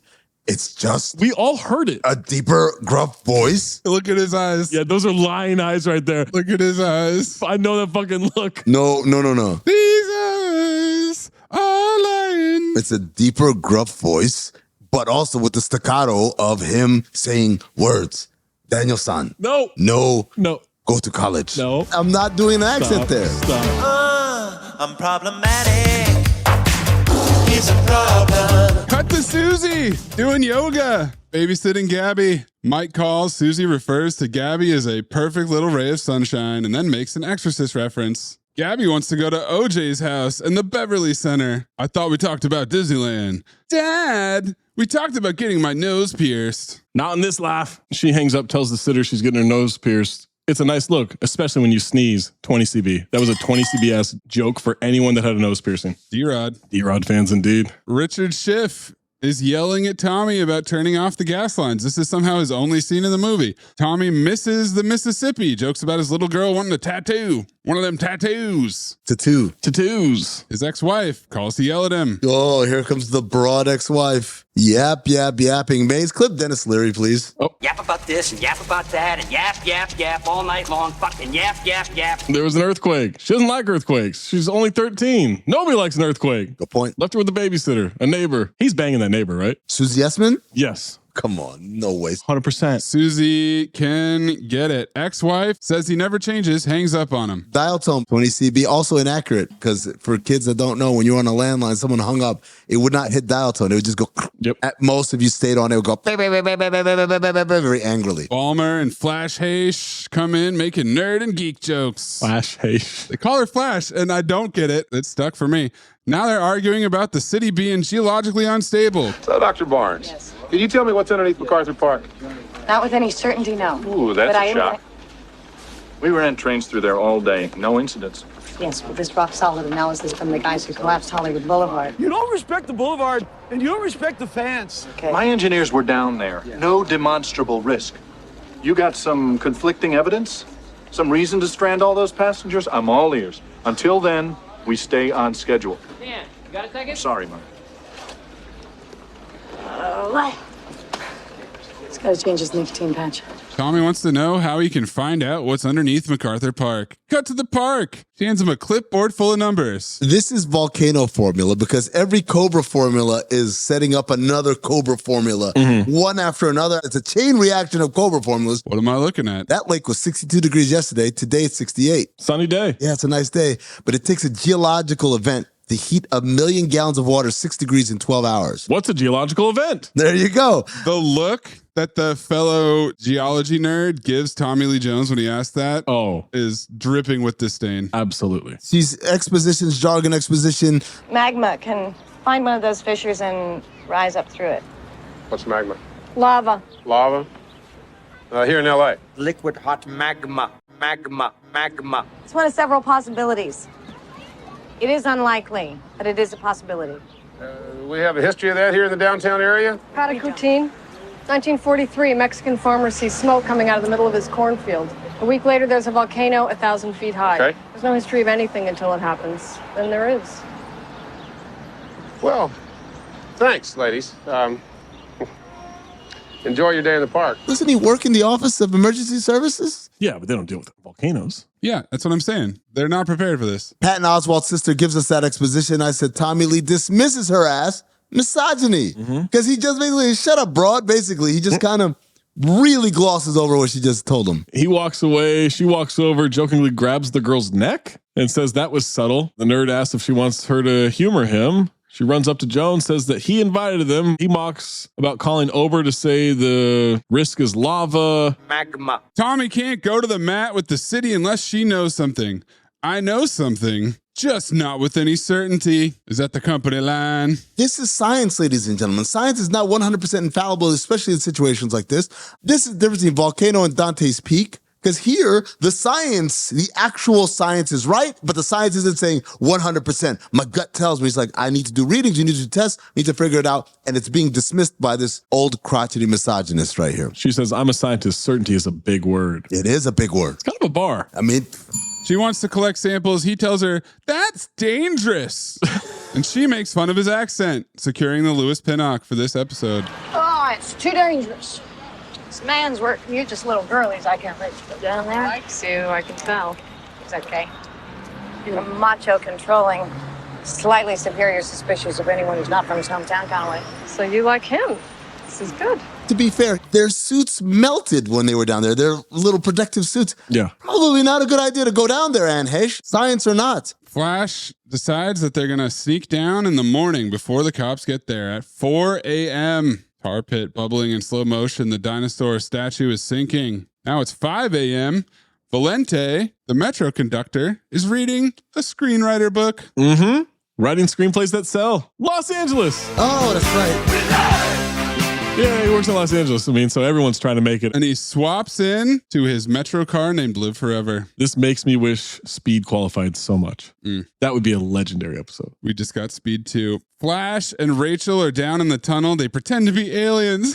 Banter. Nerds. Reference. Yeah, lots of references there. Suits are heavy. Feel like I'm wearing a car. They see sulfur on the wall. They're taking samples. Her flashlight's out. Well, no, they're not taking samples. She says, is this sulfur? I can't smell it because she's wearing the helmet. And then she says, could be traces of magnesium, nickel. Oh. How would you know that? By just touching it? We're seismologists. And Heche says, take some samples. That's how we find out. I said, save note too, bro. That's how this thing works. You don't just guess because you looked at it on your finger. She sees a fissure in the tunnel floor. She's collecting samples. Meanwhile, Mojave Desert, 66 miles from LA, 5:14 a.m. Birds fly away. Palmdale sign rattles. Palmdale. Rock slide. Coyotes. Earthquake. Power goes out in the city. This is a massive earthquake. Richter scale going crazy. And everybody hold on to your butts. We've got plot lift up. 4, 3, 2, 1.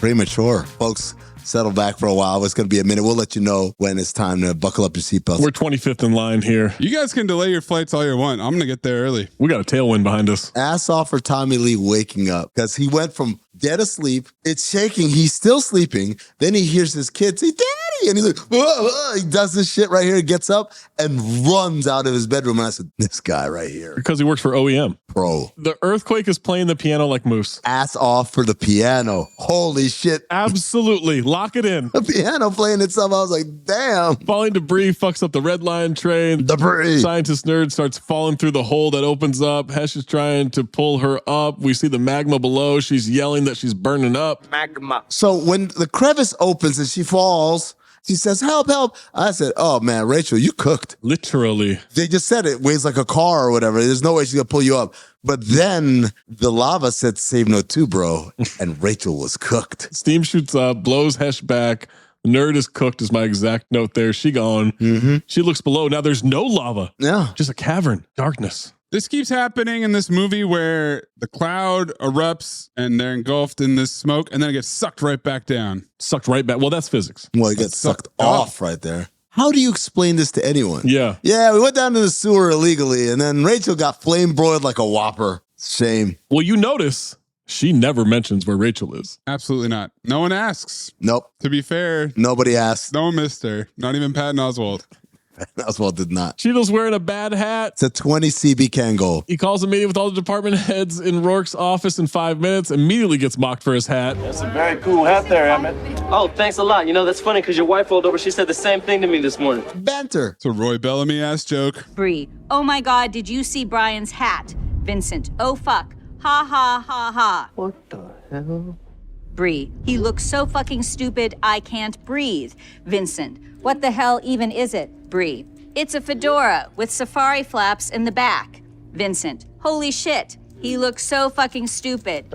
Guy touches his head, he says, that's a pink slip. Cut to Wilshire Boulevard, 5:17 a.m. News position, earthquake. Jones has to help his dumb daughter with her seatbelt. Clutches her teddy bear and wants to go home. This punk-ass child was talking all that shit. I'm 13. Now she's clutching a teddy bear and can't fasten her seatbelt. She's... Don't do it. She's got to it. Nope. She's got to it. Okay. God.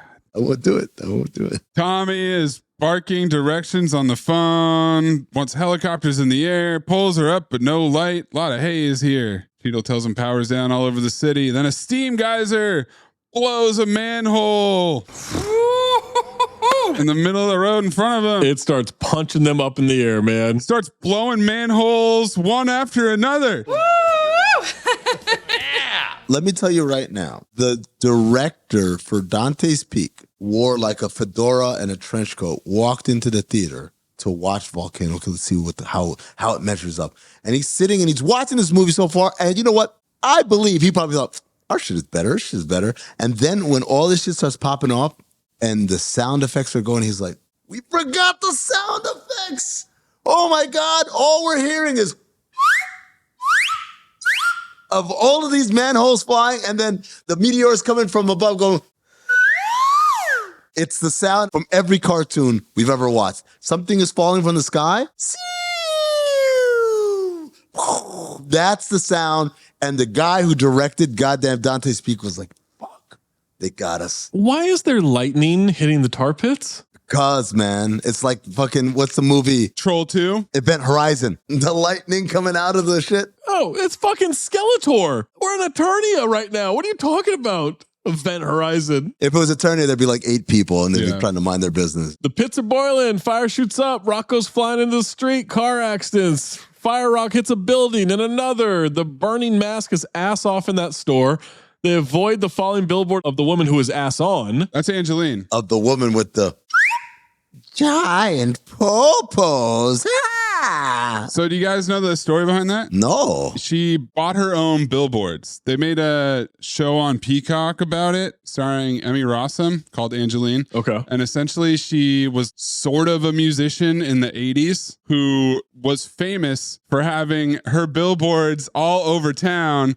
And so because her billboards are all over Los Angeles, she is in Moonlighting, Get Shorty, The Fan, Repeat Offender, Rush Hour, 8mm, The Day After Tomorrow, Rock of Ages, and Notorious. She is a LA legend. We've got to put her down. Yeah. I wish I knew how to quit you. These special effects, Amin is praising them for the sound effects. I call them Troll 2 level. These meteors flying out. Whoa. These flaming cannonballs launched around. No way. The lightning maybe, but no, not the fire rocks. Lava bombs is what they're called. Jones floors it, tells his daughter to get off him. He starts telling Cheadle what's happening. Fire, heavy, underground and structural. Immense column of smoke coming up out of the tar pits. Something like meteors coming up out of the smoke. Or something like bombs. Get a hold of Flash. She climbs out of the tunnel at the park. Unhoused gentlemen everywhere. She sees the water nearby boiling. More fire rocks flying and hitting apartment buildings. She gets undressed. She takes that suit off of her. And the gravity of what just happened hits her. She says, God damn it. She's ass off, man. She's a good actress. This is the scene where I was like, wait, hold on. Let me move you up the rankings. Bomber is told about the train by MacArthur Park being 20 degrees above normal. He's going down there with a team. After he lights up a cigarette in the command center because the stress has overflowed. Nicotine patch no more. Gum and patches aren't holding it together anymore. I need you to clip Airplane. It's like I picked the wrong week to quit smoking. Conductor can't get the train door open. There's liquid leaking everywhere. Cheadle and Rourke's chief is delayed because of no power. Lots of walk and talk position. Doctor's driving in through the ash. She watches a flaming rock go up in the air and absolutely nail a moving fire truck. Obliterates it. I laughed so hard and rewound this time and time again. Look at this photograph of this fireman getting ejected. Look at this photograph. Every time I do, it makes me laugh. He does. Holy shit. That's like fucking Hurricane Smith, man. The boat. That's plot liftoff right there. Yeah. He was airborne. He starts to help the people in the apartment building. The doctor gets out and tends to the firefighters. He's calling for a perimeter and support. We get shots of looters going through the more for less. Love a good LA looting. Beaver's 30% off. Well, 100% off now. We had Cheadle getting another call from the angry police chief. My damn car's stuck behind my damn gate because we have no damn power. Yeah, I got it. No damn power. Very good. So much steals and Heche's gear. Golden dumpster. I love that too, golden dumpster. What a great. She puts it down for a second. She's grieving. She's boiling. Someone takes it within 5 seconds. The dude from Can't Hardly Wait who steals everything swoops in there and grabs it. She's laughing hysterically to herself. She sees the ash raining down in the spotlight of the helicopter. It lands on her face. She touches it. And I thought to myself, do you think she's thinking about Rachel's ashes now? She thinks that's Rachel? Not like, oh, these are her ashes raining down on me, but ashes, kind of like what Rachel is now, the pile of ashes. Now, what if the ashes are falling down? She looks up and it's in the shape of Rachel's nerd face. Rachel's face? Yeah, like Hurricane Heist. Face in the ash cloud. Yeah. Mm-hmm. Not to be confused with the face in the ash cloud.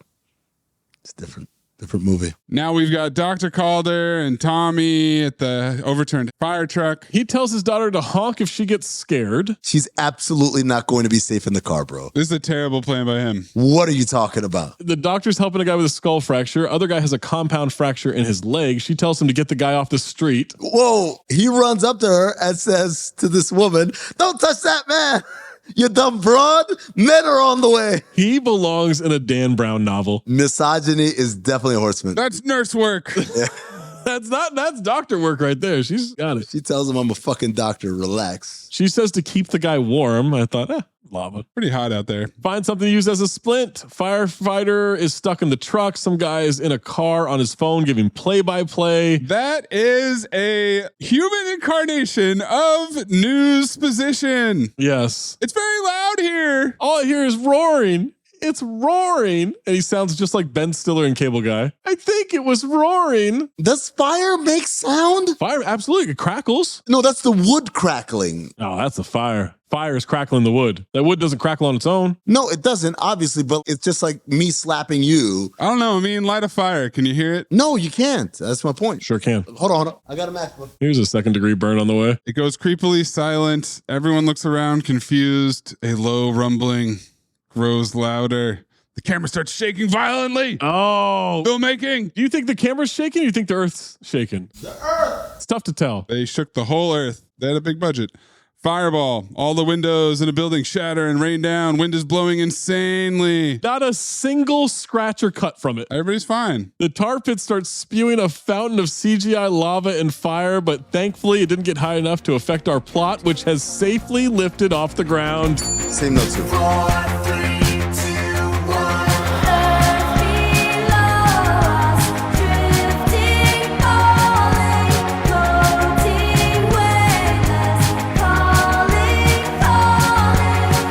All of a sudden, MacArthur Park is the Bellagio. I got a matchbook here from the Greg Cody birthday, by the way. I don't care about that. I don't care that he had a birthday. You don't care that Greg Cody had a birthday? No, why would I care? I mean, I don't know. Like if you went to someone else's birthday, I wouldn't be like, You absolutely would. You hate birthdays. Yes. There's no sound. There's no sound. Okay. Amin proved it. He's a volcanologist. This bingo almost lit his headphones on fire just now. The joke was light yourself on fire. Light something on fire. Oh. Not light a match. Light myself on fire. You said start a fire. I said, okay, I just started a fire. Start a fire. Burn yourself down. He didn't say start a fire. He didn't say start a fire? We didn't start the fire.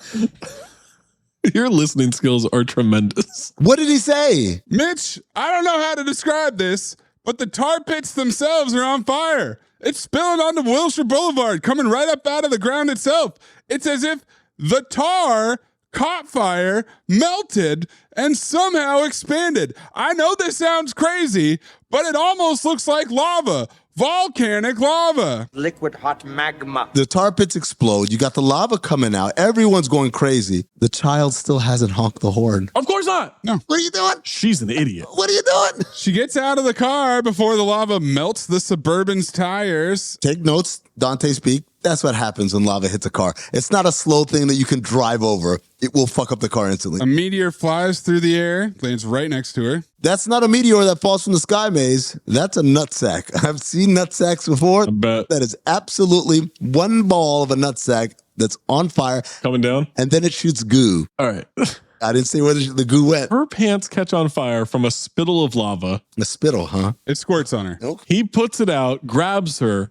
Somehow, he jumps up, carrying her onto the hood of the truck in one motion. Yep. And she says, Dad, look out. Sean Astin. Well, he's incredibly athletic, as we talked about in the pre-show. He's 53 years old. Doesn't look like it to me. Tommy Lee Cruz. He has a great high-protein diet. Lots of eggs. Why does he still have to hold her? She got a little burn on her thigh. Zach, it's liquid hot magma. Be respectful. He jumps over the lava, still holding her. Mm-hmm. What the fuck? Yeah, he's strong. He's not the Hulk. No, that's the other guy. That's the reviewer.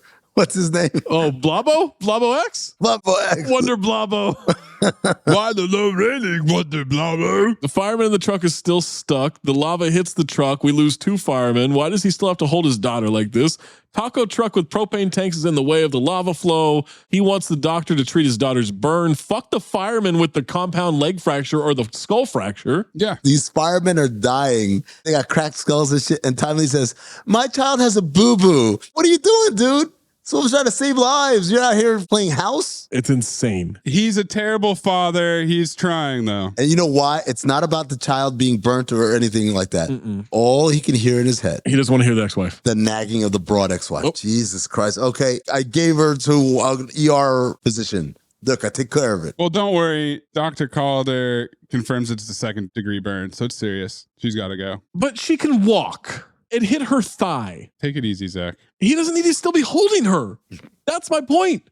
She's 13. Okay. Fake ass Bob Costas giving play-by-plays out of control. They exchanged cards, pager numbers, so much information that's not going to really matter. It wouldn't help in this situation. Take her to Cedars. Gabby wants to stay with her dad. Uh-huh. Tommy has to stay. It's his responsibility. Well, so am I. Got his ass. I said, no, it's not. Oh, you meant your hit. I thought she meant like, this is my responsibility too. I was like, shut up, kid. Dramatic music as the Land Rover drives away. Tommy goes around to different fire trucks looking for a radio. He's spotted by the helicopter, and everyone recognizes him, including the chief of police on the phone with Cheadle, who lies and says that he's a lot taller. Blobbo X gave Along Came Polly 3 out of 5 stars. You want Blobbo X to be the next Tony Medley? The word slapdash, come Blobbo bind.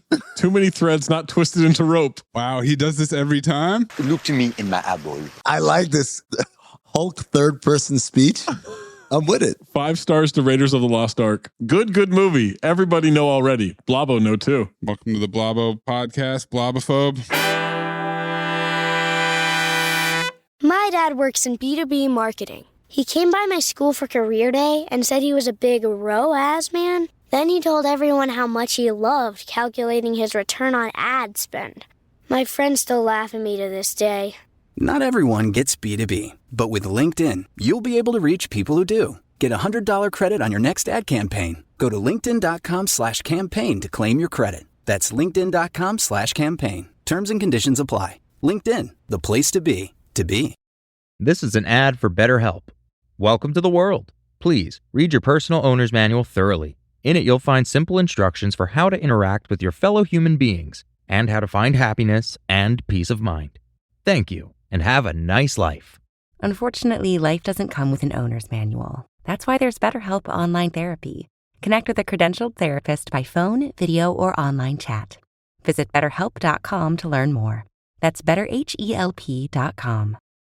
Oh, it's such a clutch off-season pickup, Dave. I was worried we'd bring back the same team. I meant those blackout motorized shades. Blinds.com made it crazy affordable to replace our old blinds. Hard to install? No, it's easy. I installed these and then got some for my mom. She talked to a design consultant for free and scheduled a professional measure and install. Hall of Fame son. They're the #1 online retailer of custom window coverings in the world. Blinds.com is the GOAT. Shop Blinds.com right now and get up to 45% off select styles. Rules and restrictions may apply. Stanley Avenue off Wilshire is a fucking shit show. Is this dude on his roof spraying a hose. What the fuck is that supposed to do? He's doing whatever he can, man. One garden hose worth of water to stop a volcanic eruption. It would be like saying, hey, we should start spitting. Maybe that'll help too. Yeah. A dog is trapped inside as a door lights on fire, lava flowing in, the TV explodes, Noodle barks at the lava, runs out the dog door to his owner. Stupid ass dog. Hey, Noodle, hey, boy, you got it, boy. The dog's name is Bill, and I wanted to ask how you guys felt about dogs. I kind of like dogs named weird middle-aged men names. I had a German Shepherd named Travis once. My dad named him. German Shepherd, huh? That checks out. What do you mean that checks out? Scottish. You got a little bit of a resume there. Profiling. As you tried to foist a Scotsman on me, you know I'm Scottish, not German. Well, it turns out they take all sorts in that party over there. People yelling about their houses. Fire trucks are only up on Wilshire. I was born in that house. My man from the beginning of the movie says, how come there ain't no fire trucks? I said, nigga, you know why. Oh. Come on now. Everybody is awfully close to raging fires. Yeah. Within 5 feet. Things can be hot, but there's no radius for the heat. None. You can be 5 feet away from anything and it's fine. No one is closer to all the fires than every single media member covering this shit. Oh my God. These fuckers are right up on it. They might as well be standing in it. They're doing their job, man. I respect it. Kid notices the guy's leg is gushing. Doctor tells her to grab a blanket, put pressure on the wound. Doctor checks her and tells her to help. She does a horrible job of helping, by the way. Tommy radios for a declaration of emergency, otherwise known as... Put this town on alert. Same note too. Assistance from county, state, federal. Wants to drop water on the... Magma. Sending everything to Cedars. And he grabs some cops to find a driver for a bus. Newscast position tells us... It is, according to the U.S. Geological Survey, a volcano. He said it. He said it. She says it just like Dr. Evil. With verbal air quotes. Volcano, yes. They called Harry Dalton and he confirmed it for him. Yes, you heard that correctly. As remarkable as it sounds, a volcano here is wreaking havoc throughout the city. Flash pulls up to the scene, sees the river of lava. You would have loved this, Rachel. What? Not the time for this, Flash. Fire rock launches into the air. The firemen say to get down. And Heche goes, no, watch it, hold, don't move. And then tells them to move. It's a lava bomb. You don't do anything until you know where it's going to land. What is this, Tim Wakefield's knuckleball? What are you talking about? I don't understand how her expertise involves pop flies. The Jim Edmonds of lava rocks. I'm confused by this. It seems like get the fuck out of the way works regardless, no matter when you do it. Heche sees Tommy barking orders. The LA County Museum of Art is burning. We got some guys loading paintings into a truck. Clip this. Clip the art humor. This Hieronymus Bosch is heavy. That's because he deals with man's inclination toward sin in defiance of God's will. I didn't mean it like that. Oh. This banter between these two security guards. This is the most overwritten scene in the whole movie. Oh my God. What a fucking heavy-handed scene with these two nobodies who we never see before or since. Who was this for? It was for me. I liked it. You didn't even know what the fuck they were talking about. What are you talking? This was a Jerome Armstrong one-off. Yes. I only get one opportunity to make a movie. This is what's going to happen. Let's talk about Hieronymus Bosch. He wants to shoot out the tires, tip over the bus, try to build a corridor for whatever this stuff is. Absurd plan. She says it's lava. He goes, all right, it's lava. He could not care less. This is the plight of the divorcee, the divorced man, right? She's like, I've been fucking telling you since the beginning of the movie, it's lava. And all he hears is his broad ex-wife nagging in his head, all right, broad, lava, whatever you want to call it. They move the bus. They shoot out the tires. They are moving this bus so easily. What? It is gliding. Why were there 3 cops for every tire to shoot out? They also wasted a ton of bullets. Oh my God. They could not wait to shoot something black. They unloaded on those tires like there was no tomorrow. These tires are black knot. Lava's gushing. Heche wants the west side evacuated. I need a mean to read my note. Screenshot of my notes. They shoot out the tires. Why did 3 cops need to shoot 1 tire? Amin will say because the tires are black. He's right. I will then say these tires are black knot. I don't think he'll laugh. He didn't. I laughed on the inside, Zach. Heche wants the west side evacuated. The west side's 1 million people. They're going to be 1 million dead or unhoused people if we don't evacuate. Unhoused gentlemen. This is going to destroy everything it touches. They see some guy in the lava path. They drag him away. She says this is a volcano. All they can do is get out of its way. You mean run for the hills and hide? I can't do that. Not ever. Just then a flaming palm tree collapses and they're now trapped between a flaming tree, lava, and the bus. So Tommy yells at a fireman, move the ladder over to them, but it's in the flames. Get that ladder out of the fire. The hose is going to burn. The ladder lifts up with them dangling just in time. Buckling with too much weight, has to swing them over the lava. The hose is burning. The hose is on fire. Their feet are burning. The hose. That's too much weight for the ladder? A hot ladder. Okay, a hot ladder. All right, that's fair. But it is a fire truck ladder, so they probably should have accounted for heat. Right. It's 3 people. She can't be more than 90 pounds. She's tiny. Tiny Archibald. Look at this photograph as we've got a very realistic scene. Oh, that looks real. That looks good. Fire ladder, the building's burning, the lava, the people dangling. That's a good shot. The guy they helped is now on fire. His pants are on fire. Squirming and stomping. The ladder's going to break. She tells him to stop moving, and I'm like, I don't know if that's a rational request to someone who is literally on fire. It breaks, but somehow they made it out. That part wasn't really explained. They're what? Maybe 10 feet, 12 feet in the air at that point? Sure. They fall onto asphalt. Yeah. They're fine. Well, there's ash making a little bit of a cushion. The blanket. It doesn't make any logistical sense how they got clear of the lava flow. Right. Before it broke. Whatever. And he also keeps badgering her, are you all right? Until she says, never been better. Are you all right? I said, God, he's so unhinged and I love it. Cut through the red line tunnel, 5:55 a.m. It's been 40 minutes. Less than an hour? These people are well done at this point. All of this has happened in less than an hour. They still can't open these doors. They finally get a window open. Conductor sees the lava down the tunnel. She informs Rourke that the lava is coming from the vent below. Bad news, there could be other vents, maybe bigger ones, maybe even 10 times as big, which means we've probably not seen the main eruption yet. Probably haven't even had plot liftoff yet, according to Flash. Oh, well, she doesn't know what she's talking about. She needs specifics, needs a phone, and then immediately steals the reporters. Hey, that's property of KNX. I'm on the air. Not anymore, pal. He doesn't have that jurisdiction to do that, does he? OEM? Yeah. He can do whatever he wants when there's an emergency, I mean. Oh, shit. How'd you know that? Well, there was exposition at the beginning that said the director when there's times of natural disaster or emergency. I like the idea that every city official in Los Angeles knows who Tommy Lee Jones is because they have so many emergencies that they're constantly handing over emergency power to him. Absolutely. He can't even go on vacation. Tommy tries to order a couple hundred K-rails, Uber Eats. Now, what's a K-rail? She asks for exposition. The concrete freeway dividers. Oh, okay. Lava burns through a wedding store, lights up some mannequins. Clip this. Mayonnaise. Put it right before the, Tommy wants Gator over at Cedars to help out. Tells him about the daughter getting burned up. He says she'll have a suite by the time the sun comes up. What? For her little ass leg burn? She's getting preferential treatment due to unforeseen circumstances for no reason, with people actually dying. Zach, Emmett's trying to move up in the hierarchy here, man. You want to move up, you got to make some favors. Play the game a little bit. You better hope that Rourke burns up in the lava. That's the only way he's moving up. Heche explains the bus didn't really work at all. Of course, it's a bus. The lava is determined, and Tommy says they'll improvise. They'll bring in Sean Astin to dig up the sidewalk in the street. This is crazy. A montage of first responders digging up the streets and the sidewalks. How did they get that done so quickly? But how do we know what they're doing? If only somebody could be explaining it.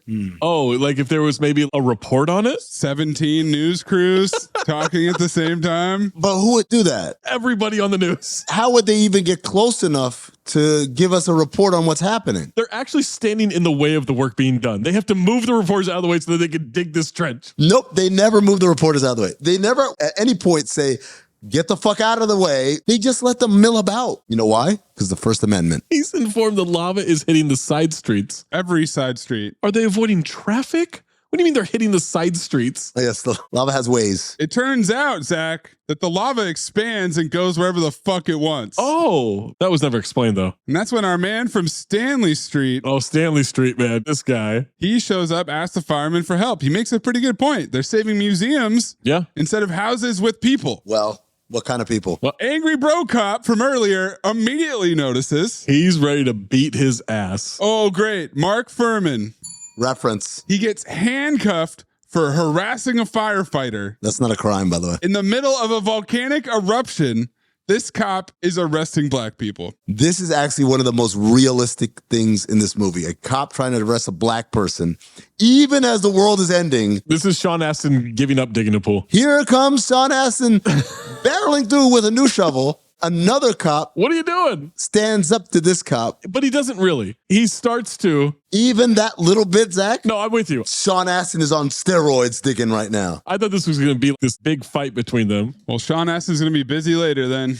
Balmer is leading his team into the metro tunnel. It's hot. They make it to Valente's car. Massive orange smoke cloud behind it. Balmer's barking orders. They pry the door open. They're bashing it with a hammer. Everyone on the car is passed out, but they do have pulses. That's when a guy named Pete, who's crouching down, calls Balmer over. What the hell is that? Liquid hot magma. It's right there. It's under the train already. How did they miss it? He panics, yells at everyone to get off the train. Balmer's going to go find the driver. He yells, fireman's carry. Tells him how to get those people off.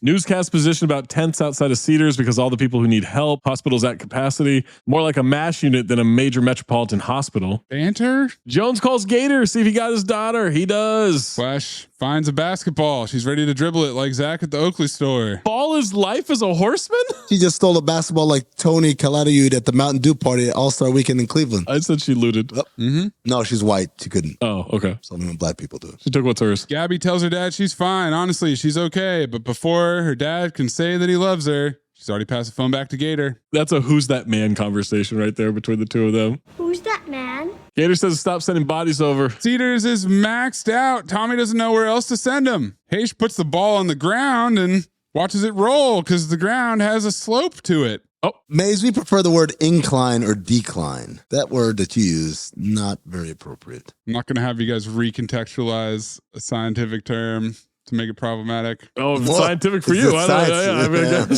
Yeah, what kind of science? Is it eugenics? I don't know. Let's ask Mr. Miyagi. Daniel-san, why mother exposition to be written out of story? Whoa. Tommy tells Gator to put people in the Beverly Center. The mall, huh? Yeah. Anything good at the Cineplex? Banter. I have a dumb joke I want to say. A dumb one? Yeah, we got to go back a little bit. That's new. She puts the ball on the street, watches how it rolls. It starts heading down the street, then veers off like it's Conan the Destroyer. Duke Tango busts out of nowhere, starts yelling, oh, baby, that's the volcanologist. And one geology tour.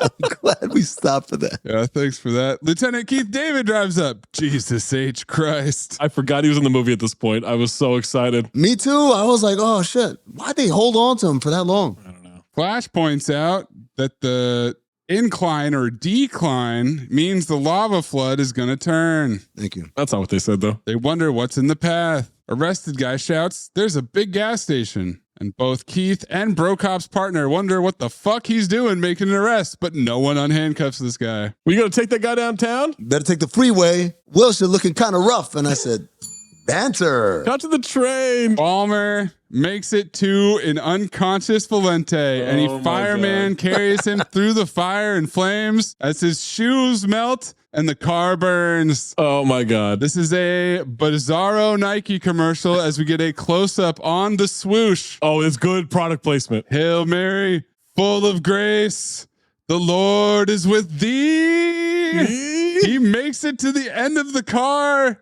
and they're yelling at him, Stan, jump! You gotta jump, Stan, jump! You gotta leave him behind. Look at this photograph. Every time I do, it makes me laugh. I knew it. I'm fucking screaming at the television at this point. That's not even the best part. I paused it there, though. Yeah. This motherfucker's gonna jump with somebody on his back. This man jumps into the lava, feet first. I thought he was gonna Space Jam this thing. You thought he was gonna clear it? You really thought? You thought he was gonna clear it? It would take a Space Jam level effort. I thought they were gonna do something wildly impractical and improbable and have him fly through the air. They did. No, it's realistic in that he does not make it. He doesn't even make it halfway. It's realistic. He throws a 200-pound screenwriter 8 feet. He doesn't jump down with the effort to clear the lava. He knows. He knows. I'm landing in it. So he jumps down, two-hand throw over his head like a soccer player on a side out of bounds, hurling him over the lava while his legs are melting. I'm melting. He's knee deep. He's Balmer deep, Zach. It's so hot that anything that comes in contact with the lava is melting. Yeah. But not hot enough to make anything around it. Right. Meaning, the only part that's melting is literally his feet, then his ankles and his calves. It's not like his thighs, which are coming next, would already start feeling the heat. Nope, they don't feel the heat until after the knees go, and now the thighs are the ones touching the ground. Yeah. Ladies and gentlemen, Golden Dumpster. Lock it in. Golden Dumpster. I don't care if we have all the same one. Well, Zach, don't worry. There's something else coming. To Amin's point about how nothing near the lava gets burned or anything, he lands 5 inches from moving lava. They don't make any effort to grab him. No, they're not in a hurry at all. They're never in a hurry. We never see him again. I can only assume that he's consumed by the lava. Well, to be fair, the lava's not in a hurry either. Sure. It moves, but it moves at a very reasonable pace to make decisions. Also, let's update my CT5 deaths list. Oh, that's a good one. That's number 2. As he goes into quicksand. Move everything else down. Sandy Bullock's husband mowed down by the truck in Practical Magic is gone? Yes. With the fruits that fucking fly up in the air? As much as I love this scene, it's not my golden dumpster. What? Because there's something that made me laugh even harder in this movie. Holy shit. Steve Ballmer went out like a G, ass off. Command Center, Cheadle's trying to figure out how to divert things to the right places and pump all of the water from swimming pools. Traffic jams around the city. Traffic cops couldn't get where they needed to because the cars are stalling from the ash. Newscast position about how lava is tough to contain. Oh my God, is that news position? Hydrants are going dry. Whole city is out of water. For some reason, they're arguing about San Francisco. Leave my city the fuck out of this, please. There's no way in the middle of the city burning and lava and everything. Someone's like, the lights are out in San Francisco. Who gives a fuck? That's exactly what Tommy Lee says. He says nobody gives a shit about San Francisco. Yeah. Thanks, Tommy. Go back to St. Louis. Classic LA San Francisco rivalry. Ah. The K-Rails show up. It's time to unload. This is also Sean Astin digging a pool. How the fuck did they get organized so quickly? The police escort arrives with these flatbed trucks. There's only 82 of them. Everything else is stuck on the 5 or the 10. And I can't believe it took me this long. But clip the Californians. Get back on San Vicente, take it to the 10, then switch over to the 405 North and let it dump you out into Mulholland where you belong. At this time of day, it's gonna be jammed. Are you crazy? Just get on the 10 and get out of here. Oh, yeah. Down Wilshire to the ocean. Keith David says we're trying to keep the city in one piece, Pinhead. What are you blaming me for? Convenience, okay? Ass off for Keith David. Keith wants to chop up more rails. What are we talking about here? No, he's going to get high. CT5, honest people. Keith David. Because when asked, why are you yelling at me? He says, because you're here. He suggests knocking down buildings to block the lava. Jones has an idea. Calls the lava a sumbitch. Runs over to all the guys arguing, tells them to knock this shit off. This dude, Tommy Lee Jones, can bark orders like nobody's business, man. Oh my God. I could be sitting right here. He could run into here and yell orders at me and I would get to work immediately, not even standing for a second and saying, do I know you? Why am I listening to you? That is the number one authority figure, I think, maybe in the history of Cinephobe. Ooh. Yeah, he's damn good. CT5 authority figures. Knock this shit off. What is it with you people? 10 minutes to get to Fairfax. Asks if that's enough time to build a barricade. There's a crowd of 50 plus people standing around watching him draw on a piece of paper during a crisis. He wants to build a cul-de-sac. Sir, that is not a cul-de-sac. Look at this photograph. Every time I do, it makes me laugh. That's a dick. That's a dick, man. That's a dick right there. For some reason, I don't know why, just kind of sit around all day and draw pictures of dicks. What? Draw pictures of dicks. Dicks? Like a man dick? Yeah, like a man dick. I just sit there for hours on end drawing dicks. I don't know what it was. I couldn't touch the pen to a piece of paper without it drawing the shape of a penis. That's fucked. No shit, it's really fucked up. Here I am, this little kid, and I can't stop drawing dicks to save my own life. That's your golden dumpster. His plan to beat the volcano is to draw a dick? Is to draw a dick on a piece of paper and then have them build a dick in real life. It's very Taffer. Blueprints, horrible idea. Oh, yeah. Is this the prototype for the first butt funnel? No, they're trying to stop the butt funnel. Are they going to butt funnel this lava right into a cul-de-sac? She says that once they get this lava to pool, they have to dump everything they have on it all at once, trying to form a crust. Maybe it'll dam itself. It's what they did in Iceland. Cool. Thank you for your help, Flash. Great exposition.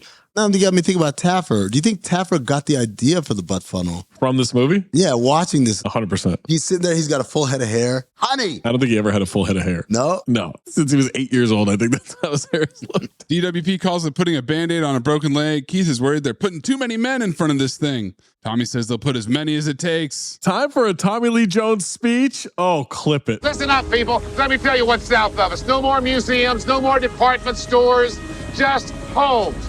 People, if we turn and run now, they're going to be defenseless. You don't like my plan? That's good. Give me another plan, but don't tell me we're backing out. Is everybody clear on this? All right, let's go. Move along. This is good coaching. Also, Joe Mazzulla would say it's better to swim in the lava than try to stop it. All right, let's get out there and build that dick, boys. Oh, we got a montage of him directing people to build this barrier dick. Dick building montage, chopping up K-rails. The black guy is still in cuffs? Yep. What? And he's taunting the cops. No pain, no gain. I'm about to be the Volcano version of Rodney King. And I said, wait, is he breaking the fourth wall here? Absolutely. Film noir. The bro cop uncuffs him. But then he comes back to help. Double film noir. Oh, wow. They look at him and they're like, wow, the nigger's going to help. Whoa. That's the look they had on their face. Cops and black people working together to build a dick to stop liquid hot magma. Yeah. Message. So you block this shit, it stays out of the neighborhood, right? What else would it be for? I mean, to keep it out of the museums. He helps. All of a sudden, they can move this thing so easily with one extra person. It's the power of unity. Message. No, because he's strong. They're known for this, Zach. I don't know if you know this. He's a brute physical strength. Oh, I thought you meant a different kind of. Whoa, where'd you get that from? Wait, that was. I didn't know what you were talking about. How was that even on your radar? That's the kind of strength I think of. What are you talking about? I'm talking about steroids. That's not what you're talking about. Back to Cedars-Sinai. News position on hurt animals. I know Amin hates this. Oh. They're bandaging a potbelly pig, an anaconda. They've got a bandage wrapped around a snake. You have got to be shitting me. Dr. Doolittle comes out. I saw bacon. I saw some snakeskin boots. I saw a nice fur coat. That's all I saw. I did not see anything worth saving. Well, potbelly pigs, you don't want to eat those. No? Not a potbelly pig, no. Regular pig, yeah. A bandage around a snake is the craziest thing. The fuck's that gonna do? It's objectively hilarious. This is the middle of summer and it's hot as shit. Harvey Levin's wearing a fucking leather coat. Oh, it's 6 a.m. It's working hard, man. Yeah. Gabby's with Dr. Calder. His dumb daughter. Doc makes her babysit a kid. A bingo child. Flash tells Tommy there's lava in the red line. Is it still flowing? It stopped, but I think there's more under us. He's back to being misogynistic towards her and her science. Something has to be feeding this from a source. She thinks it's traveling laterally underground over the course of at least 8 miles. Yesterday, you said it flows straight up. I've never tracked lava under a city before. Okay. I don't have time for your female geological theories. Pretty much. I can only fight what I see. So Flash is going to do it on her own. At that point, I'm with him. This is the immediate threat. We got to get this done. I bet you are. But surely he'll come back around and say, okay, now what was that other thing you were talking about? Cut to the Hard Rock. News position recap of the crisis. For some reason, the Hard Rock Cafe has ticking counters for world population and acres of rainforest. 20 CB. Red Cross shelters being hastily erected out of high school gymnasiums, churches, and synagogues in an attempt to house the flood of shaken citizens. She's teaching these kids rock, paper, scissors. Shh. Okay, rock beats scissor and scissor beats paper. I'm not paper. I'm lava. What beats that? My dad. I hope. That is a message. Combination.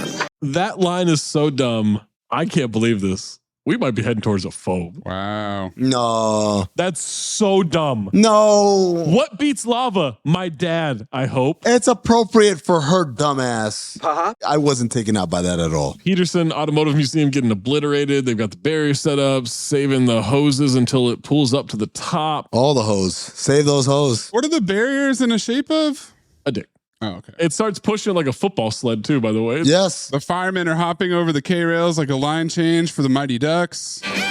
The reporters are at the edge of this thing. Inches away. There's no part of this where either A, they feel like shit for my safety, I need to get the fuck back. It has to be so hot. Or B, any of these city personnel saying, get the fuck out of here. All of a sudden, a massive fleet of CGI choppers with water to dump come flying through. Love it. Hoses on, water dumped. A fuckload of water is dumped. The wide shot of the concrete dick tip just like he drew it up. Yeah. Pretty picture made real. Look at this side-by-side photograph. I mean, it's exactly the same picture. Well done, Maze. Holy shit. That's a lava dick. That is a lava dick. That's a lava dick right there. That's a lava-ass dick. Guys, I want to point out, Wilshire and Fairfax is where this intersection is. Mm-hmm. That's where Biggie got shot. 1997. When they filmed it, he was still alive. Shit. When the movie came out, he was dead. Multiple news reporters were telling us it was the moment of truth, including a German reporter. How'd that guy get there? You know how. Thousands of gallons of water, steam coming off is unbelievable. Flashes down in the metro tunnels. She sticks a thermometer in the dirt. It's over 600 degrees Fahrenheit, but she's fine. Lava has crusted up. Did we just beat this bastard? It looks like it. It's the miracle of the Miracle Mile. British reporter. They've beaten back Mother Nature and claimed an extraordinary victory over the volcano. David Attaboy. Yeah. Attaboy, Bobby. The black guy and the bro cop have an awkward moment before the bro cop says they need help over on Stanley. Structural fires, residential. Shakes hands with the partner. Did this movie just fix racism? Sure did. This guy rides a fire truck like he's Lethal Shooter. Triumphant ass music on that fire truck. Bro cop's partner tells him he's a good man. Not exactly. Flash calls Tommy from a payphone. They've got a problem. He thinks they beat it. She says they're not out of danger. Time for a Mount St. Helens reference. Force was 27,000 times greater than that of the Hiroshima bomb. Let's just assume we haven't seen the real bulk of the magma yet, okay? He says, how do you know it just didn't stop? And I said, you really think she's a dumb broad? He hasn't believed her once. This nagging ass dumb broad, like, just stop. What's the big idea? To be fair, I mean, he did build the giant dick and beat the volcano, so he's riding pretty high right now. It's true. So he steals a police motorcycle and rides away. She jargon expositions why, and then hangs up and she says, shit, so frustrated, so annoyed.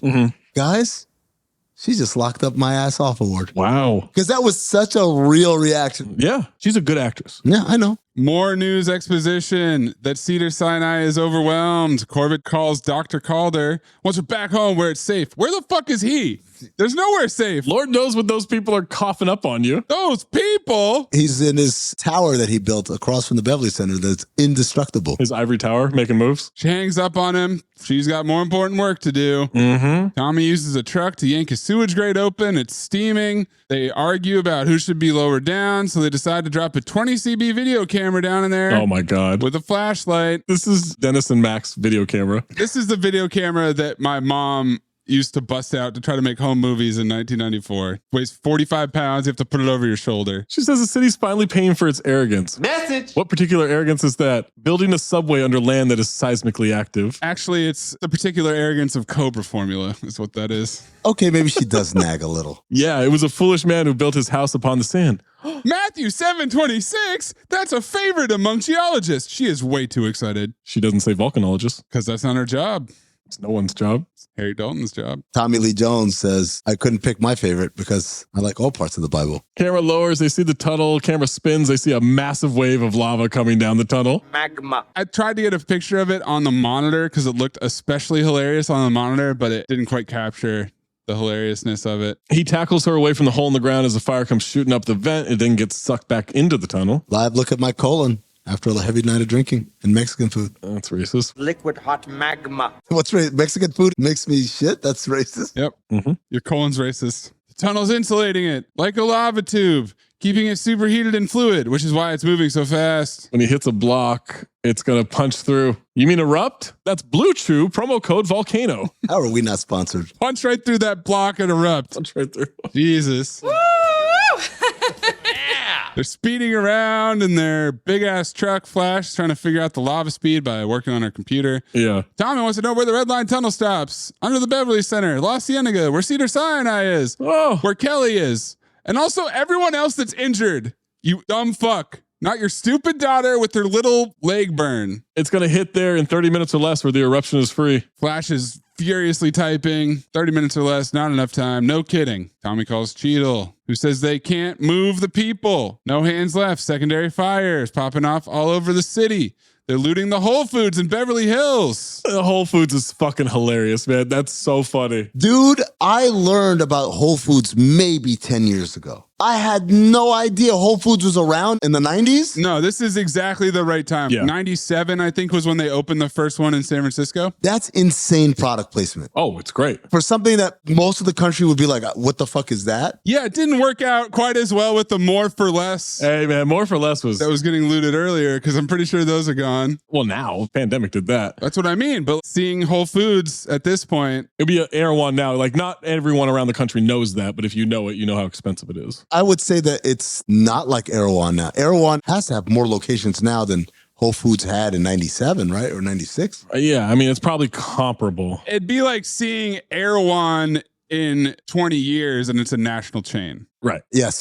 There you go. Have to reroute it or block it in some way. Mike, listen, Moses couldn't reroute this shit, okay? It's everywhere. Storm drain dumps into Bologna Creek, and that goes to the ocean. It's close enough to Cedars. They're sending a demolition team to San Vicente in third. There's no way anyone could make this work, but also he's driving with his head out the window like a dog. I said like Ace Ventura. Also. Cheadle has to confirm on a computer that the creek goes to the ocean. Oh, shit. Man, I want to be like Mike. Reference. Are we back in double team all of a sudden? What happened? Well, he's black, so. Oh. They're evacuating Cedars. Lava's flowing through the tunnel. They have 20 minutes to extend the San Vicente Trench 200 yards up San Vicente Boulevard. They're going to drill holes in the street, drop charges into it to extend the trench. Tommy does not respect the boulevard. And that's when she notices that it actually declines the other way. So it's not going to go where they want it to go. Tommy is very discouraged by this. He leans on the car. He's at a loss. He doesn't know. Shot of him with the massive fake apartment complex behind him from the beginning of the movie. Oh, shit. Let's keep piling on. We get a shot of it coming into focus in the reflection on the dirty windshield. What about a dam? Something we can drop in front of the hospital. They're going to topple this building. It's got 50,000 tons of steel and concrete. And Heche agrees that it just might work. Mm-hmm. Cop rightfully points out that it's a precision drop. It would take days to plan. Set a speed record. Incredible tough guy talk. KFB. This is bad writing, but also hilarious. It's great. Only 19 minutes left. Tommy tells Flash, find my daughter. Look at this photograph. Touches his face and promises to find her. Hi, sweet Annie. The dumb kid that she was watching ran off. She goes searching for him in the kitchen. Soldier says they'll find him. She says it's her responsibility. They're evacuating the Hard Rock. She runs off looking for the kid. Lava's still flowing. They're setting up explosives. She's in the parking garage looking for this dumb bingo now. At that point, don't you just say, fuck it? This is the nail in the coffin for the Horsemen right here.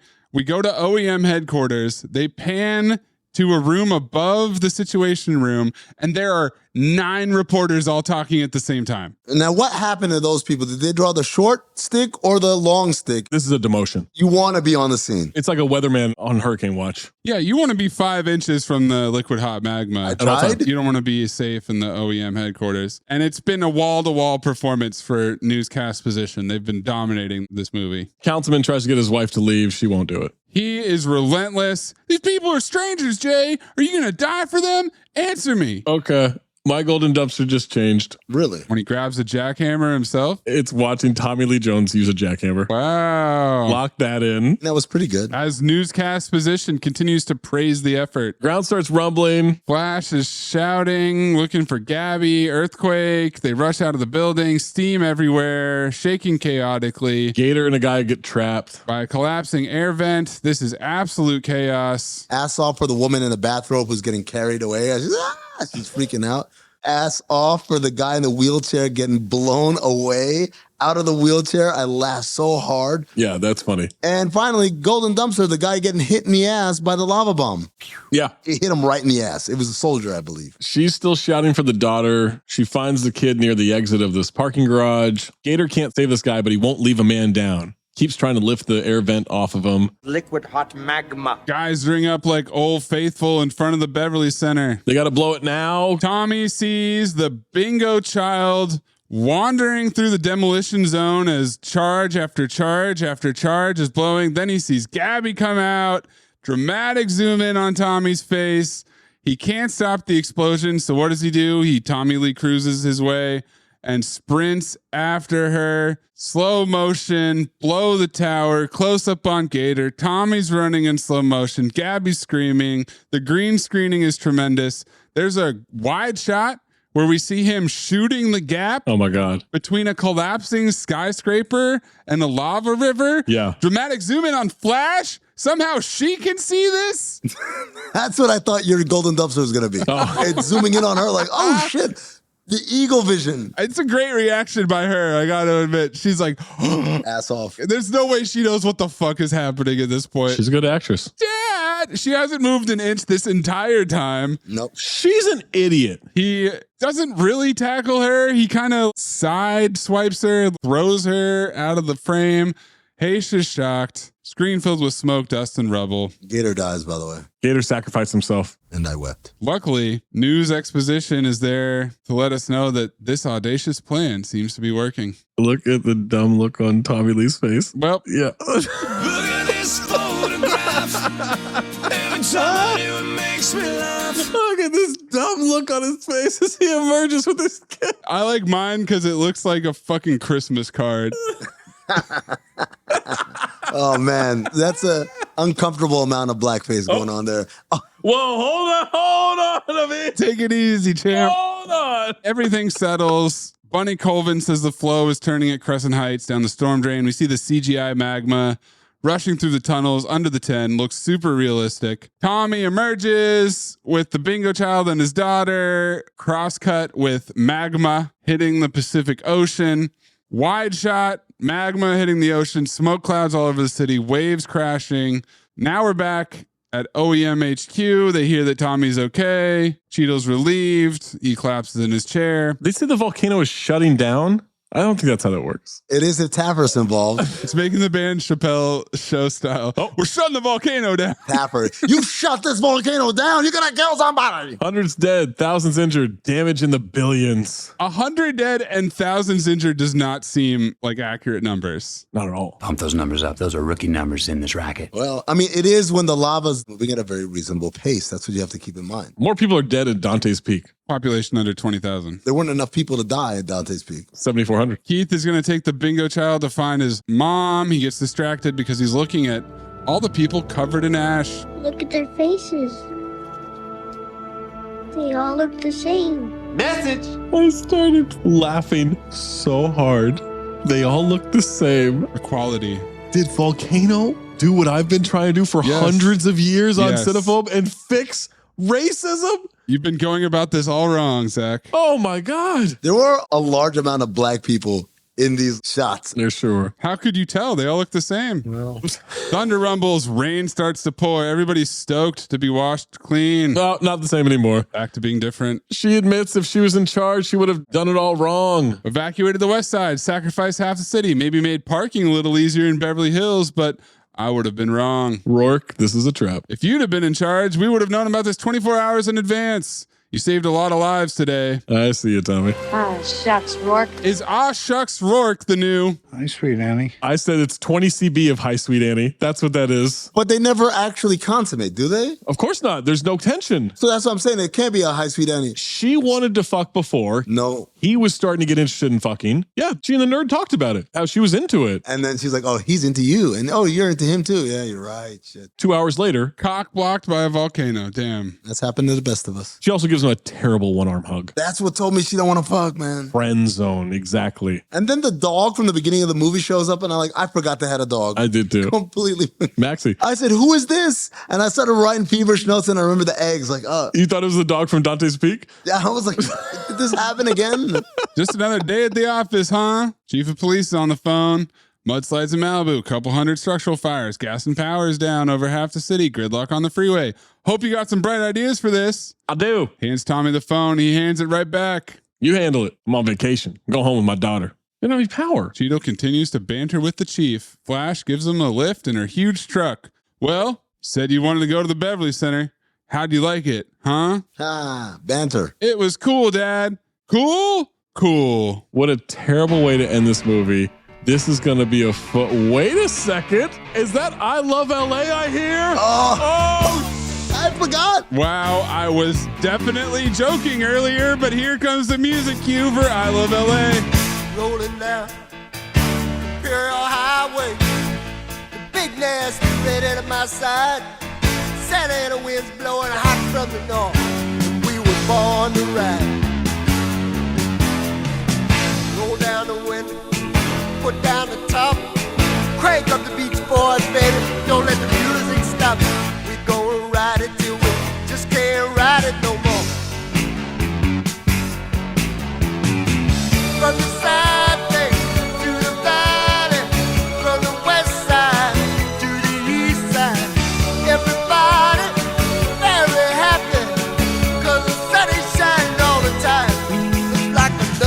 every day. I love LA. We love it.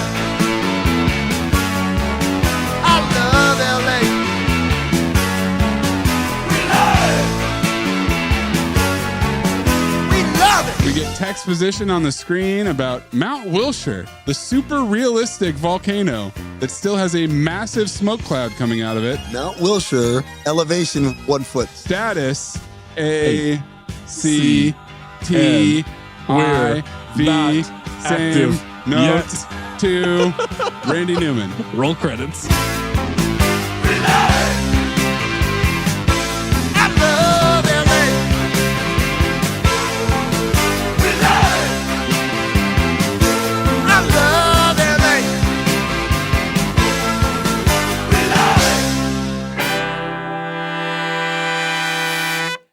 At Mayo Clinic in Florida, we're detecting the undetectable with AI technology that can spot signals in the human voice that are indicators of heart disease. Learn more at mayoclinic.org/possible. Mayo Clinic, you know where to go. Who cares if you lose the game? You got this off your chest. I mean, it's just one night of bar trivia. One night of bar trivia is sacrosanct to us. Trivia is sacrosanct. Gillian Anderson was considered for the role of Dr. Amy Barnes. The role of Mike Rourke was originally offered to Ed Harris and Bill Pullman. Oh, no, it's got to be Tommy Lee Jones. Bruce Willis, Patrick Swayze, and Arnold Schwarzenegger were also considered for the role of Mike Rourke. Oh my God, can you imagine Arnold as Mike Rourke? Same lines, he's from St. Louis. Yeah. Are you all right? Are you all right? Christina Ricci was considered for the role of Kelly Rourke. She would have been great for that. Yeah, she can act. I found this funny because he's barely in it, but David Duchovny and Dermot Mulroney were considered for the role of Norman Calder, who's the apartment developer. Oh, the asshole. Oh, okay. He literally yells at his wife on the phone to tell her to not help people and then says, I'm out of here. And that's it. That's his whole storyline. We didn't even get a scene of him being upset about his building getting knocked down. Which is kind of odd when you think about it. There are 45 real-life reporters and journalists playing themselves in the movie, including Jillian Barberie, the aforementioned Harvey Levin. Unbelievable stats. Yeah. 45? They have them all named, too. I got all their names, but I'll spare you. We don't need all those names. The lava was primarily made of methylcellulose, the thickening agent used in fast food milkshakes. The ash was made mostly of ground newspaper. The burns on the worker from the tunnel at the hospital were most likely sulfur burns. Sulfur has a very distinctive smell, like rotten eggs. Some medications have this smell, so it's likely that the doctor would know the smell. That's how the doctor knew it was not steam. An elaborate miniaturized portion of the doomed city, which was destroyed as the lava flowed, was constructed inside hangar number 1 at the San Bernardino airport. The cell phone that Gator gives Kelly Rourke to talk with her father is a Motorola Dynatac, which is commonly nicknamed the brick phone. The phone that Mike Rourke uses is a Motorola StarTAC, which is the first flip phone and also a phone that I wanted very desperately but never got. The StarTAC? Shit. That was a fucking hot phone, man. That shit was... Whew. An urban legend, proven false, suggested that in an original draft of the script, the volcano erupting had something to do with a superstition involving the Raiders returning to Los Angeles. The first eruption happened at 5:14 a.m., like in Mojave Desert. Remember that? Mm-hmm. The Hard Rock Cafe in Beverly Center Tower went down at 7:24 in the morning. So this all took place in basically under 2 hours. Kind of like the movie. It's incredible. The whole movie is a day. Pretty much, yeah. I'd like you all to do an experiment on a plant, something that may benefit mankind. And if you devise something that's groundbreaking, I guarantee you a A in this course. Oh, well, hold on, man. You following me? You can't do that, Lionel. Look, man, if you don't want me to have a foreman job, I understand, but I need my fucking job, man. Louis Pinnock Accent Award. Anne Heche imitating Tommy Lee Jones. Unless you guys got something else. Nope. I have nothing else. Yeah, that works for me. Let's show them who the horsemen are, guys. Yeah, we got soul.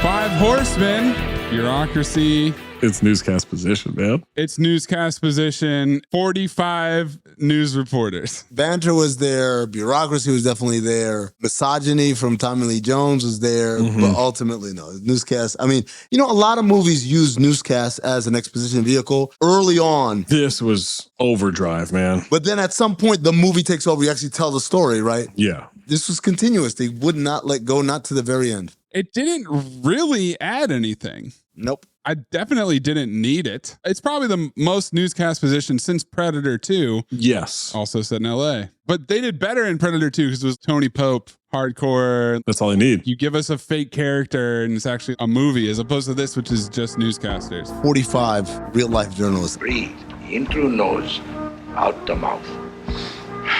Ass on, ass off. Teddy Rex, Moosey Teddy Rex. Teddy Rex, Moosey Teddy Rex. Ass on, fuck it, ass off. Ass on, fuck it, ass off. Michael Bean Memorial Ass On Award. James McDonald as Terry Jasper, the bro cop, or Chief Sindelar yelling on the phone. Come on, it's a chief, man. Lock him in. Because he's disembodied. It takes a lot for me to lose faith in a disembodied voice, but shit, man. That voice is real bad. Carl Weathers Memorial Ass Off Award. I honestly thought most people were good. Yeah, Cheadle's great. Tommy Lee's great. Gator, John Carroll Lynch, Steve Ballmer. But I think it's Anne Heche. Yeah, Anne Heche. She kills it. If there was more Cheadle, I think I'd give it to him, but she's fantastic. Like I said, watching him, it was like, he's not a star yet, but any casting director watching that movie has to be like, this dude's a star, man. You're watching T-Mac in Toronto. Yeah, pretty much. But Anne Heche, man, she killed it. Flash. Are you good at keeping secrets? Absolutely. Because I've got a present for you. Secret present outside by the dumpster. Is it a baseball mitt? It fits you like a baseball mitt, like a glove. I hope. Golden Dumpster nominees. Nuke the whole city! Nuke the whole city! A random looter immediately stealing Flash Heche's gear when she puts it down. Ballmer attempting to jump over 15 feet of Liquid hot magma. Tommy Lee Jones explaining his plan to stop the lava by drawing a giant penis and set a speed record. It's the giant penis for me, man. Other nominees, Chili B released from county jail. Love that. It never comes back. Chili B. I thought Chili B might be the dude that was Stanley Street or whatever, but no. Oh, right, yeah. Cheeto playing middleman on the convo between the chief of police and Tommy Lee. The firefighter being launched off of the fire truck that gets hit by the lava bomb. Yeah. The guy getting hit in the ass by the lava bomb, but it is Stan melting. It is Steve Ballmer melting. And by the way, in the trivia, it says he does a thumbs up at the end. Oh. Callback to T2? Terminator 2. Zach, what's your golden dumpster? Watching Tommy Lee Jones randomly grab a jackhammer and try to hit that street with a jackhammer.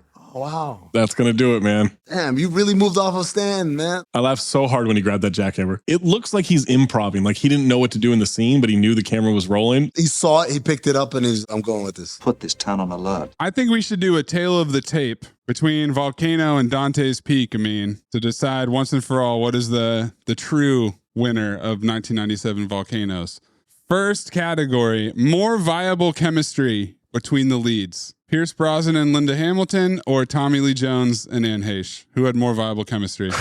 Linda Hamilton played a Here we go. barista / mayor who was incredibly horny all the time. I forgot she was a barista. Yes, she's a barista first before she's the mayor. Cappuccino? Macchiato? Whereas Flash played a scientist who had a job to do. That's not the question I asked. Yes, was the horny woman, did she have more chemistry with the incredibly good-looking man than the scientist and the city employee who are trying to do their jobs? Yes. Would you agree that both movies are trying to have chemistry between the leads? I would say no. I don't think Volcano was trying. I mean, they made hints at it early, and I guess at the clunky scene at the end, but for the most of the movie, they're not. It's a very task-oriented dynamic. I don't know. I do think they're trying to force some tension there. I'll push back on that. Every time that one of them convinces the other. He also shits on her the entire movie. He's still a misogynist. So does Jack Reacher. You're not changing that in an hour of working together. Okay, all right. This one's Dante's Peak, right? Yes. I think so, yes. I think it's a loaded question, but yes. All right, well, we'll see how Zach taps in on this one because we know how he feels. More credible scientists. Oh, my God. Harry Dalton, U.S. Geological Survey, or Flash? And Heche. Yeah, Flash. Flash me. She uses science. Yeah. As opposed to her gut. Right. And acknowledges that she could be wrong. Right. Which is what a scientist would do. Exactly. Yes. They'd be like, look, this is just theory. I can't be. And he's just like, the wind blew. Yeah. This thing's going to blow too. So did the mayor. Well, he is a volcanologist and he was right. She was right. So there's that, but that's fine. More annoying children. This is a real tough one. This is tough, man. This is a real race. It's real Sophie's choice. Because I feel like Dante's Peak had the more annoying children until the little bingo showed up and wandered off. I don't even need to consider that kid. The line, what beats lava? My dad, I hope. Yeah. That's worse than anything that children do in Dante's Peak. Yeah. Dante's Peak children are pretty dumb and pretty annoying. Absolutely. They steal a car and they go back towards the goddamn disaster. Right. No. I'm going with the kids in Dante's Peak were way more annoying. Oh, wow. No, this daughter, Gabby Hoffman. I thought the Dante's Peak kids were more annoying than Gabby Hoffman.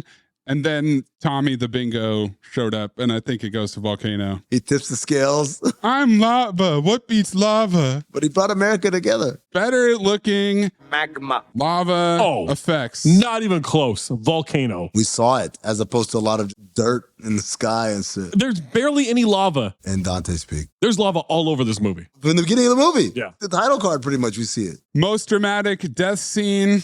Come on. We've got Paul getting washed away on the river. We've got Ruth jumping into the acid lake. Ruth! Or we've got Steve Ballmer. Give it up for Ruth, all right? Ah! My legs! Ah! Push this shit 4 extra feet. Oh! Ruth jumps into a lake that had acid in it. Yeah. Versus my man Stan melted. And then he fucking chucked. And took it like a G. It's Bomber. It's my second favorite death in CT history. And then more believable Volcano. I mean, Dante's Peak is an actual volcano. Correct. Well, there's Mount Wilshire. Hold on. Did you see at the end? Mount Wilshire's active. Is it active? Yeah, that didn't look great. I'm going to say that's not believable. You can't have an underground volcano? Why not? It's not underground at the end. Well, no, because it pushed up. Earthquake. It's poked its tip out somehow, and now it's smoking into the sky. Let's not explore that at all. May's clip from Role Models. What's that? Oh, no, that's not a good clip. Nope, that's a visual gag. That's a good visual clip. That's a mean specialty. Audio podcast, visual gag. No, but it's the sound of her saying, oh, what's that? Oh, how about that? It's just poking through. He does love a visual gag. Despite looking like Hieronymus Bosch painting, it is Dante's Peak, the more believable volcano. No, it's Volcano. It's Mount Wilshire. No, it's Dante's Peak, man. It's an actual volcano. Wrong. You're at the end of the Dante's Peak episode yelling, there's not even a volcano in it. And then we get to a movie where literally lava erupts out of MacArthur Park. MacArthur Park! And this is your answer. It's more realistic. All right, well, there you go. Decisively, Volcano 4-2 over Dante's Peak. I mean, you picked a motherfucker. Motherfucker.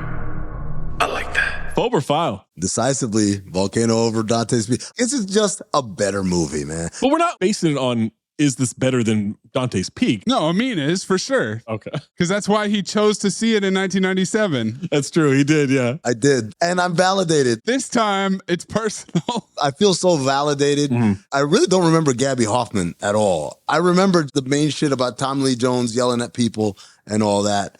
It's a markedly better movie. It's a good movie. It's got great pacing. There's stakes. The acting is incredible. Look at this amazing cast of actors that we have. Acting's really good, yeah. And the characters are given some latitude and some depth, unlike whatever that reviewer said earlier. Like, Don Cheadle's character has depth. Fucking Gator has depth. Hold on, Gator doesn't have depth. Oh, we didn't carve out enough time for you crying about Gator's death. Dude, Gator, he didn't owe that dude shit. He could have just left. But he said, no, I don't leave a man behind. And I was like, well, he's going to save him, right? Oh, he's going to figure it out. He's going to lift him. And then I realized, oh, shit. This is happening. Mm-hmm. Gator's about to die in this explosion. And even then, I still waited for them to come out from under the rubble, him carrying the dude with one leg and shit. Right. It really hit me hard, man. You know, Gator not with us anymore. So it's not quite the same as when I saw Tony Burton. That one really, really moved me. This one was more, it was building of, it was kind of like what Zach felt about Gertie. Remember, you thought Gertie was still alive. Well, I didn't know he died. It's one of those that creeps up on you. So this is a file, man. Come on. What are we doing here? Zach? I went back and forth. If it wasn't for that little bingo child fixing racism, ending racism with They all look the same. It's such a dumb ending until you start blasting. I love LA. I love LA. It is a tepid file, but a file nonetheless. Is that the greatest city theme song ever? If I give you Frank Sinatra, New York, New York. Empire State of Mind. Empire State of Mind. Will Smith, Miami. I don't think it is. Will Smith, Miami. What the fuck are you talking about? That's a great anthem. It's Frank Sinatra, New York, New York, or I Love LA. London is Calling. When the lights go down in the city. I Left My Heart in San Francisco. I Left My Heart in San Francisco is great. Sitting on the docks of the Bay. I don't think it's up there. That's not a city anthem. Tokyo Drift. Tokyo Drift is a movie. No, there's a song. I'm not going to sing. Whoa!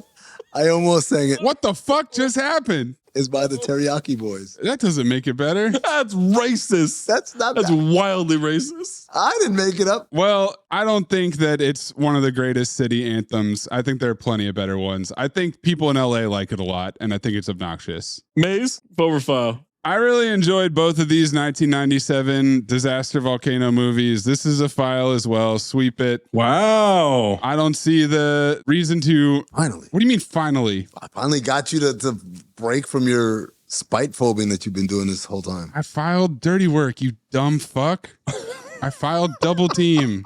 You're the one with the spite filing and phobing. Hold on, you have done it in the past. I did it once when Amin got shit-faced and really annoyed the fuck out of me with Fallen. Oh, Fallen, that's right. That makes it even funnier. Fallen, which was an amazing movie, man. Yes! Go listen to yourself! Yeah, you did kind of bingoed up that one. But anyways, 1997 volcano movies, I'm in. I wish that we could do Deep Impact so I could file that as well. Same, man. Yeah, that's a file. This is the type of movie that I enjoy doing for Cinephobe. Sweep it, boys. You can send us your Phober file, your golden dumpster, ass on, ass off, 5 Horsemen, Lewis Pinnock plot liftoff, at Talk Hoops, at Darth Amin, at Corn Puzzle, at Cinephobe Pod, at Count the Dings on Twitter, or leave it in that Discord, patreon.com/countthedings. Next time we make love, you introduce me to Jade.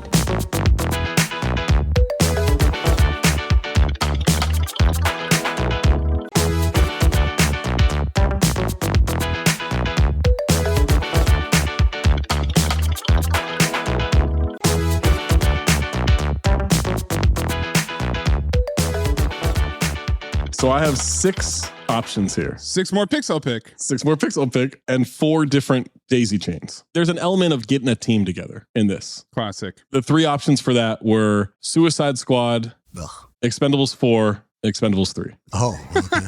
Wow.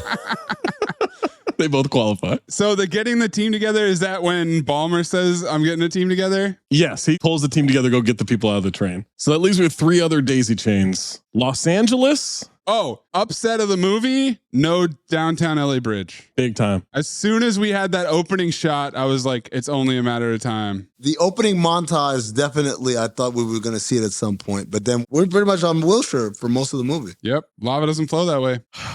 I got to bring it back to this man. The daisy chain is the city of Los Angeles. We got some repeat offenders up top. It's from 1996. Maze, what do I love? Chimpanzees? No, the other thing that we maybe have a drop for. I love... Penis? Nicholas? Not Nicolas Cage. Oh. But it is Steven Seagal. I love Nicholas, all right? It's Keenan Ivory Wayans. It's Glimmer Man. The Glimmer Man, damn. Off my fucking list. There it is. Yeah. Let me take it down. The Glimmer Man. I've had the Glimmer Man on my fucking to-do list for at least 24 months. Same. I've had the Glimmer Man on there. You saying, do you know what I love is one of the most dangerous setups in Cinephobe history. Are you leading me to a chimpanzee movie? Where are you leading me? What is happening? I know we say this a lot, but lock me in for a file. Wow. The Glimmer Man? Oh my God. I haven't seen it since the late 90s. I haven't seen it since high school. I definitely haven't seen it since 9/11. Well, I haven't done blow since 9/11. When you sign up at Work Money, you could win $50,000. With the average renter paying around $2,100 per month, that means you can have rent covered for a whole year and more. So you can be more. And when you're more, that means you get more. And more.